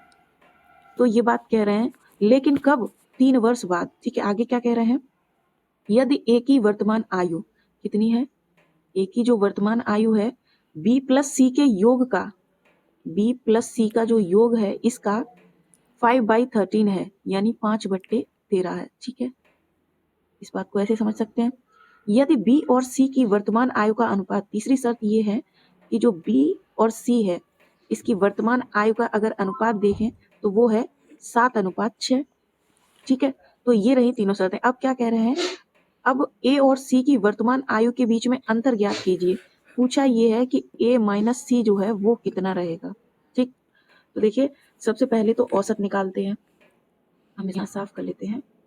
ए प्लस बी प्लस सी, लेकिन कह रहे हैं 3 वर्ष बाद, तो जो वर्तमान आयु है ए की हम मानते हैं अगर ए है तो 3 वर्ष बाद ये आयु कितनी हो जाएगी, आयु कितनी हो जाएगी, तो ये हो जाएगा A+3, ठीक है, प्लस B+3, क्योंकि 3 साल बाद ये आयु बढ़ जाएगी ना सबकी 3-3 वर्ष, और C+3, ठीक है, और इनका औसत हो जाएगा अपॉन 3 इज इक्वल टू 45। अगर इसको आगे कंटिन्यू करेंगे तो यहाँ आ जाएगा 3 3 6 और 3 9, यानी कि A plus B plus C plus 9 is equal to 45 into 3 का उधर मल्टीप्लाई हो जाएगा। ठीक है, आगे क्या होगा, A plus B plus C is equal to 45 into 3 जा होता है आपका 135, और ये 9 अगर उधर जाएगा तो ये माइनस में चला जाएगा। ठीक, अब देखिए मैं इसको यहाँ ऊपर साफ कर लेती हूँ, तो मैं यहाँ से सॉल्व करती हूँ, तो ये रहेगा A plus B plus C is equal to 126। ठीक है, अब एक शर्त हमने ये देखी थी कि ए की वर्तमान आयु जो है बी प्लस सी का जो योग है उसका 5/13 है। क्या इस बात को हम इस तरह से लिख सकते हैं, क्योंकि हमने यहाँ देखा हुआ था ए की जो वर्तमान आयु है बी और सी की आयु के योग का 5/13 है। ठीक है, तो या तो हम ए के स्थान पर बी प्लस सी का 5/13 रख दें, या फिर हम इस बात को इस तरह से लिख लें। एक कहने का मतलब है कि पूरे इक्वेशन को हम एक ही वेरिएबल में चेंज कर लेते हैं, तो हम इस चीज को यहाँ लिख देंगे ए प्लस बी प्लस सी के स्थान पर हम लिख देते हैं अगर 13/5 ए। ठीक है, यहाँ देखा हुआ था A is equal to B plus C upon 13/5। ठीक है, तो इस पूरी बात को हमने यहाँ इस तरह से लिख लिया। ठीक है, इज इक्वल टू 126 इसके पैरेलली चल रहा है। ठीक है, आगे अगर हम इसको सॉल्व करते हैं तो ये आ जाएगा 5a और 13a, और 5 और 13 आपका 18a हो जाएगा यहाँ पर 18a, और ये 5 जो है उधर पहुंच जाएगा 126 के पास, तो यहाँ इज इक्वल टू में आ जाएगा आपका 126 में अगर 5 का मल्टीप्लाई करते हैं तो 5 छक्के 30 और 12 पंजे 60, यानी कि 60 और 3 63। ठीक है, 630। देखिए मैं ज़रा इसको ऊपर साफ कर लेती हूँ, तो यहाँ से ए की जो वैल्यू आ जाएगी वो आ जाएगी आपकी 35। ठीक है, अब यहाँ पे हमने ए की एज जो है वो फाइंड आउट कर ली है, और पूछा क्या है, ए और सी की वर्तमान आयु के बीच अंतर ज्ञात कीजिए। तो सी की एज और हमें चाहिए इसके लिए, तो यहाँ से हम ए की एज को किसी भी इक्वेशन में रख लेते हैं। इसे जस्ट पीछे वाले इक्वेशन में अगर हम रखते हैं जो कि हमने ये बनाया हुआ था, B plus C is equal to 126, और यहाँ पे था माइनस 126 माइनस 35। ठीक है, अब देखिए यहाँ हो जाएगा b plus C is equal to आपका 91, प्लस हमें एक चीज ये भी पता थी कि जो b और c की प्रेजेंट एज थी उसका रेशियो था 7:6। तो अगर b और c का रेशियो यहाँ पे लिखते हैं, यहाँ पे 7 है, और इन दोनों को ऐड करके अगर यहाँ से x की वैल्यू फाइंड आउट करते हैं तो वो आ जाएगी आपकी 7 6 13, और 91 में उसका डिवाइड हो जाएगा तो यहाँ आ जाएगा 7। ठीक है, और जब x की वैल्यू 7 आ जाएगी तो c की एज जो 6x है, ठीक है, वो आपकी C की एज हो जाएगी 42, और जब C की एज 42 है और A की एज आपकी 35 है, और दोनों का आपको क्या पूछा है, अंतर पूछा है, तो सिंपली आप अंतर निकाल लीजिए, इनका 7 वर्ष आ जाएगा। ठीक है, तो ये क्वेश्चन आपको यहाँ देखने में काफी बड़ा लगा होगा, क्योंकि यहाँ पे एक तो स्क्रीन पर सॉल्व कर रहे हैं और दूसरा समझ भी रहे हैं। जब आप इसको कॉपी पेन उठा के सॉल्व करेंगे तो इसको बहुत जल्दी सॉल्व कर पाएंगे। ठीक है, नेक्स्ट है, किसी कमरे की फर्श जो है 12 मीटर और 48 सेंटीमीटर लंबी है। मान लीजिए कोई रूम है, इसका जो फर्श है 12 मीटर और 48 सेंटीमीटर। ठीक है, तो इसको हम सीधा सीधा लिख सकते हैं क्या, 1248 सेंटीमीटर भी तो लिख सकते हैं ना इसको, एक ही यूनिट में अगर चेंज कर लें तो। अब कह रहे हैं कि इसी फर्श की जो चौड़ाई है वो कितनी है, वो है आपकी 8 मीटर और 64 सेंटीमीटर, तो हम इसको 864 सेंटीमीटर लिख देते हैं। अब कह रहे हैं कमरे का जो पूरा फर्श है उसको कवर करने के लिए समान आकार वाली वर्गाकार टाइल्स की कम से संख्या ज्ञात करें, जहाँ पे ये आ जाए कम से कम, ठीक है। लिखा होता है कम से कम, लेकिन ये क्वेश्चन जो जिस कॉन्सेप्ट पे काम करता है वो होता है हाईएस्ट कॉमन फैक्टर, ठीक है, यानी अधिक से अधिक। लिखा है यहाँ कम से कम और वहां निकालना क्या है, HCF, ठीक है। तो देखिए यहाँ पे आप 1248 और 864 का जब आप HCF निकालिएगा तो इनका HCF 96 से दोनों डिवाइड हो जाएंगे, ठीक है, HCF आ जाएगा। यानी जो टाइल हमें लगानी है उस टाइल की हमें साइड पता चल गई, वो है 96। क्योंकि वर्गाकार टाइल है तो इसकी जो ईच साइड होगी वो 96 की होगी। अब कितनी संख्या चाहिए ये निकालने के लिए पहले तो हमें रूम का क्षेत्रफल पता होना चाहिए, और क्योंकि रूम जो है रेक्टेंगल है तो रेक्टेंगल का जो क्षेत्रफल निकालते हैं हम लोग L/B इस तरह से निकालते हैं, ठीक है, यानी लंबाई इंटू चौड़ाई करके निकालते हैं। तो अगर हम इसको मल्टीप्लाई करेंगे लंबाई इंटू चौड़ाई को, मैं यहाँ कैलकुलेटर यूज करती हूँ, तो यहाँ पर 1248 इंटू 864, ठीक है, तो ये तो काफी आ गया, जो भी है ये है आपका 1078272, ठीक है। वैसे संख्यात्मक आंकड़े के जो क्वेश्चन आएंगे वो इतने हाई मल्टीप्लिकेशन के नहीं आएंगे, बट ये एग्जांपल है। अब इतने क्षेत्रफल में जो आपका टाइल का क्षेत्रफल था, टाइल का क्षेत्रफल हमने अभी निकाला नहीं है, टाइल की जो साइड थी वो कितनी थी, 96, और अगर इसका क्षेत्रफल निकालेंगे तो कितना हो जाएगा, देखिए 96 इंटू 96, ठीक है, तो ये हो जाएगा आपका 9216, ठीक है। वो शायद कुछ ये था 10,7,8272, ठीक है। तो इसमें इसका डिवाइड किया जाएगा, तो देखिए डिवाइड करते हैं हम, कैलकुलेटर से ही करेंगे। 10,7,278 था, ठीक है, 10,7,8272 डिवाइड करेंगे किससे, 9216 से, तो ये आपका आ जाएगा 117, ठीक है। तो टाइलों की संख्या कितनी, 117 टाइल्स चाहिए इस रूम में लगाने के लिए। नेक्स्ट क्वेश्चन है आपका, वृत्त के व्यास को 75% तक बढ़ाने पर क्षेत्रफल में प्रतिशत वृद्धि क्या होगी। देखिए व्यास की बात हो रही है, यानी कि जो डायमीटर है वो कितना है हमें नहीं पता, मान लीजिए कि x है, ठीक है, और इसको कितना बढ़ा रहे हैं, 75% बढ़ा रहे हैं। तो सबसे पहले तो वृत्त का क्षेत्रफल ज्ञात करना है, तो आपका पाई r स्क्वायर होता है, ठीक है। मान लीजिए हम डायमीटर को x नहीं, हम डायमीटर को 2x मान लेते हैं, क्योंकि हम इसको पॉइंट पॉइंट में या हाफ हाफ या इसको फ्रैक्शन में करके कोई इसका फायदा है नहीं आसान बनाने के लिए। तो अगर हम यहाँ पे r is equal to find करेंगे तो x आ जाएगा, तो हम यहाँ पे कह सकते हैं कि वृत्त का जो प्रीवियस क्षेत्रफल है वो है आपका पाई x स्क्वायर, ठीक है। अब इसमें 75% की वृद्धि हुई, किसमें, अगर डायमीटर में वृद्धि होगी तो उतनी वृद्धि r में होगी, ठीक है। तो हम इस बात को कह सकते हैं जो x है इसमें वृद्धि हुई आपकी 175 अपॉन 100 की कह सकते हैं, ठीक है। अब जो r की वैल्यू है वो इतनी आ गई, अगर इसको सिंप्लीफाई कर लेते हैं तो ये हो जाएगा आपका x इंटू 7/4, ठीक है। ये आ गई बढ़ी हुई त्रिज्या। जब बढ़ी हुई त्रिज्या ये है तो बढ़ा हुआ क्षेत्रफल कितना होगा, हम इसको इक्वेशन फर्स्ट लिख दें, तो बढ़ा हुआ क्षेत्रफल आपका हो जाएगा पाई, और इसका फिर सिंपल सी बात है स्क्वायर हो जाएगा, तो 7 इंटू 7 आपका 49 एक्स स्क्वायर अपॉन 16 हो जाएगा, ठीक है। बढ़ा हुआ क्षेत्रफल ये है, पुराना क्षेत्रफल ये है, दोनों को जब माइनस कर देंगे तो आपका क्षेत्रफल में वृद्धि आ जाएगी 206.25%। बाकी इसको आप सॉल्व कर लीजिए, ठीक है, मैं डायरेक्ट आंसर बता देती हूँ, या इतना सॉल्व नहीं किया जा सकता। नेक्स्ट है आपका 45 व्यक्तियों का एक समूह है, ये 5 दिनों के भीतर एक दीवार का निर्माण कर सकता है, तो 9 दिनों में 3 दीवारों को पूर्ण करने के लिए और कितने व्यक्तियों की आवश्यकता होगी। तो देखिए फॉर्मूला पे सॉल्व किया कीजिए, एक फॉर्मूला है MDH मसाले नहीं, या मैन और डेज और आवर्स, ठीक है, अपॉन W यानी वर्क, ठीक है। तो इसमें क्या है, मैन जो है वो कितने काम कर रहे हैं 45, और कितने दिनों तक काम कर रहे हैं 5 दिनों तक, ठीक है। घंटे यहाँ नहीं दिए हैं, अगर घंटे भी दिए हो तो आप उनको भी यहाँ पे नोट डाउन कर सकते हैं। और किसका निर्माण कर रहे हैं, एक दीवार का। एक दीवार को अगर हम 1 यूनिट काम मान लें, ठीक है।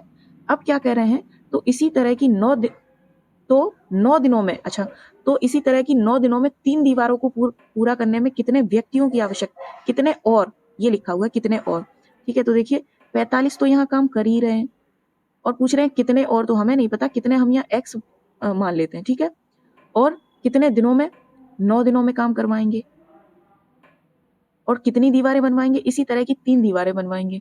ठीक है, तो अब इन दोनों को हम सॉल्व कर लेते हैं। यहाँ से x की वैल्यू फाइंड आउट कर लेंगे। तो यहाँ ये 3 से डिवाइड हो जाएगा। इसको अगर हम यहाँ डिवाइड करेंगे तो ये हो जाएगा 15 टाइम्स में, और यहाँ आ गया 15 into 5 is equal to 45 plus x. तो यहाँ पे ये हो जाएगा x is equal to 75 minus 45। ठीक है, और अगर इसमें से इसको माइनस करेंगे तो ये आपका आंसर हो जाएगा 30, यानी कि 30 व्यक्तियों की आवश्यकता होगी। ठीक, नेक्स्ट है राजेश और अरुण मिलके किसी एक कार्य को 24 दिन में कर रहे हैं। ठीक है, यदि राजेश अरुण से 3 गुना दक्ष है तो राजेश कितने दिनों में उस कार्य को पूरा कर सकेगा। देखिए, करते हैं यहाँ पे सॉल्व। एक हैं राजेश जी और एक हैं अरुण जी, ये दोनों मिलके किसी काम को कर रहे हैं। ठीक है, और काम को कितने दिन में कर ले रहे हैं, 24 दिन में फिनिश कर ले रहे हैं। यदि राजेश जो है अरुण से 3 गुना दक्ष है तो मान लेते हैं राजेश की मान लेते हैं अरुण की क्षमता जो है वो 1 है, और अगर अरुण की क्षमता 1 है तो राजेश की क्षमता कितनी हो जाएगी, 3 हो जाएगी। ठीक है, और क्योंकि ये दोनों मिलके काम कर रहे हैं और 24 दिन में काम खत्म कर रहे हैं तो काम होगा कितना, 3 और 1 दोनों मिलके 4 क्षमता से काम कर रहे हैं और 24 दिन तक कर रहे हैं। ठीक है, तो टोटल काम कितना रहा होगा, अगर इन दोनों का मल्टीप्लाई कर दें तो टोटल काम निकल आएगा। तो ये काम आपका हो जाएगा 24 चौकू 96, यानी टोटल काम है 96 यूनिट। अब पूछ रहे हैं तो राजेश उसी काम को कितने दिनों में अकेले पूरा कर सकता है। तो राजेश की जो कैपेसिटी है वो 3 है, तो सिंपली इसी काम को अकेले करना है तो 3 से मल्टीप्लाई कर देते हैं, 3 तिया 9 और 3 दूनी 6, 32 डेज आ जाएगा। ठीक है, नेक्स्ट है, नेक्स्ट आया नहीं, 149 ही क्वेश्चन थे, पेपर खत्म हो गया। एक क्वेश्चन, ठीक है, उसको इग्नोर कर दीजिए। तो ये टेस्ट आपका कैसा रहा आप हमें बताइएगा कमेंट सेक्शन में, और आप लोगों ने कितना स्कोर किया इसमें वो भी बताइएगा। ठीक है, मिलते हैं इसी तरह के अगले टेस्ट में, तब तक के लिए जुड़े रहिए हमारे साथ। अच्छा, इसमें हम बीपीएससी के लिए करंट अफेयर्स भी लेके आएंगे, तो आप उसको भी अटेंड कीजिएगा और जुड़े रहिए हमारे साथ। ठीक है, मिलते हैं, धन्यवाद, जय हिंद।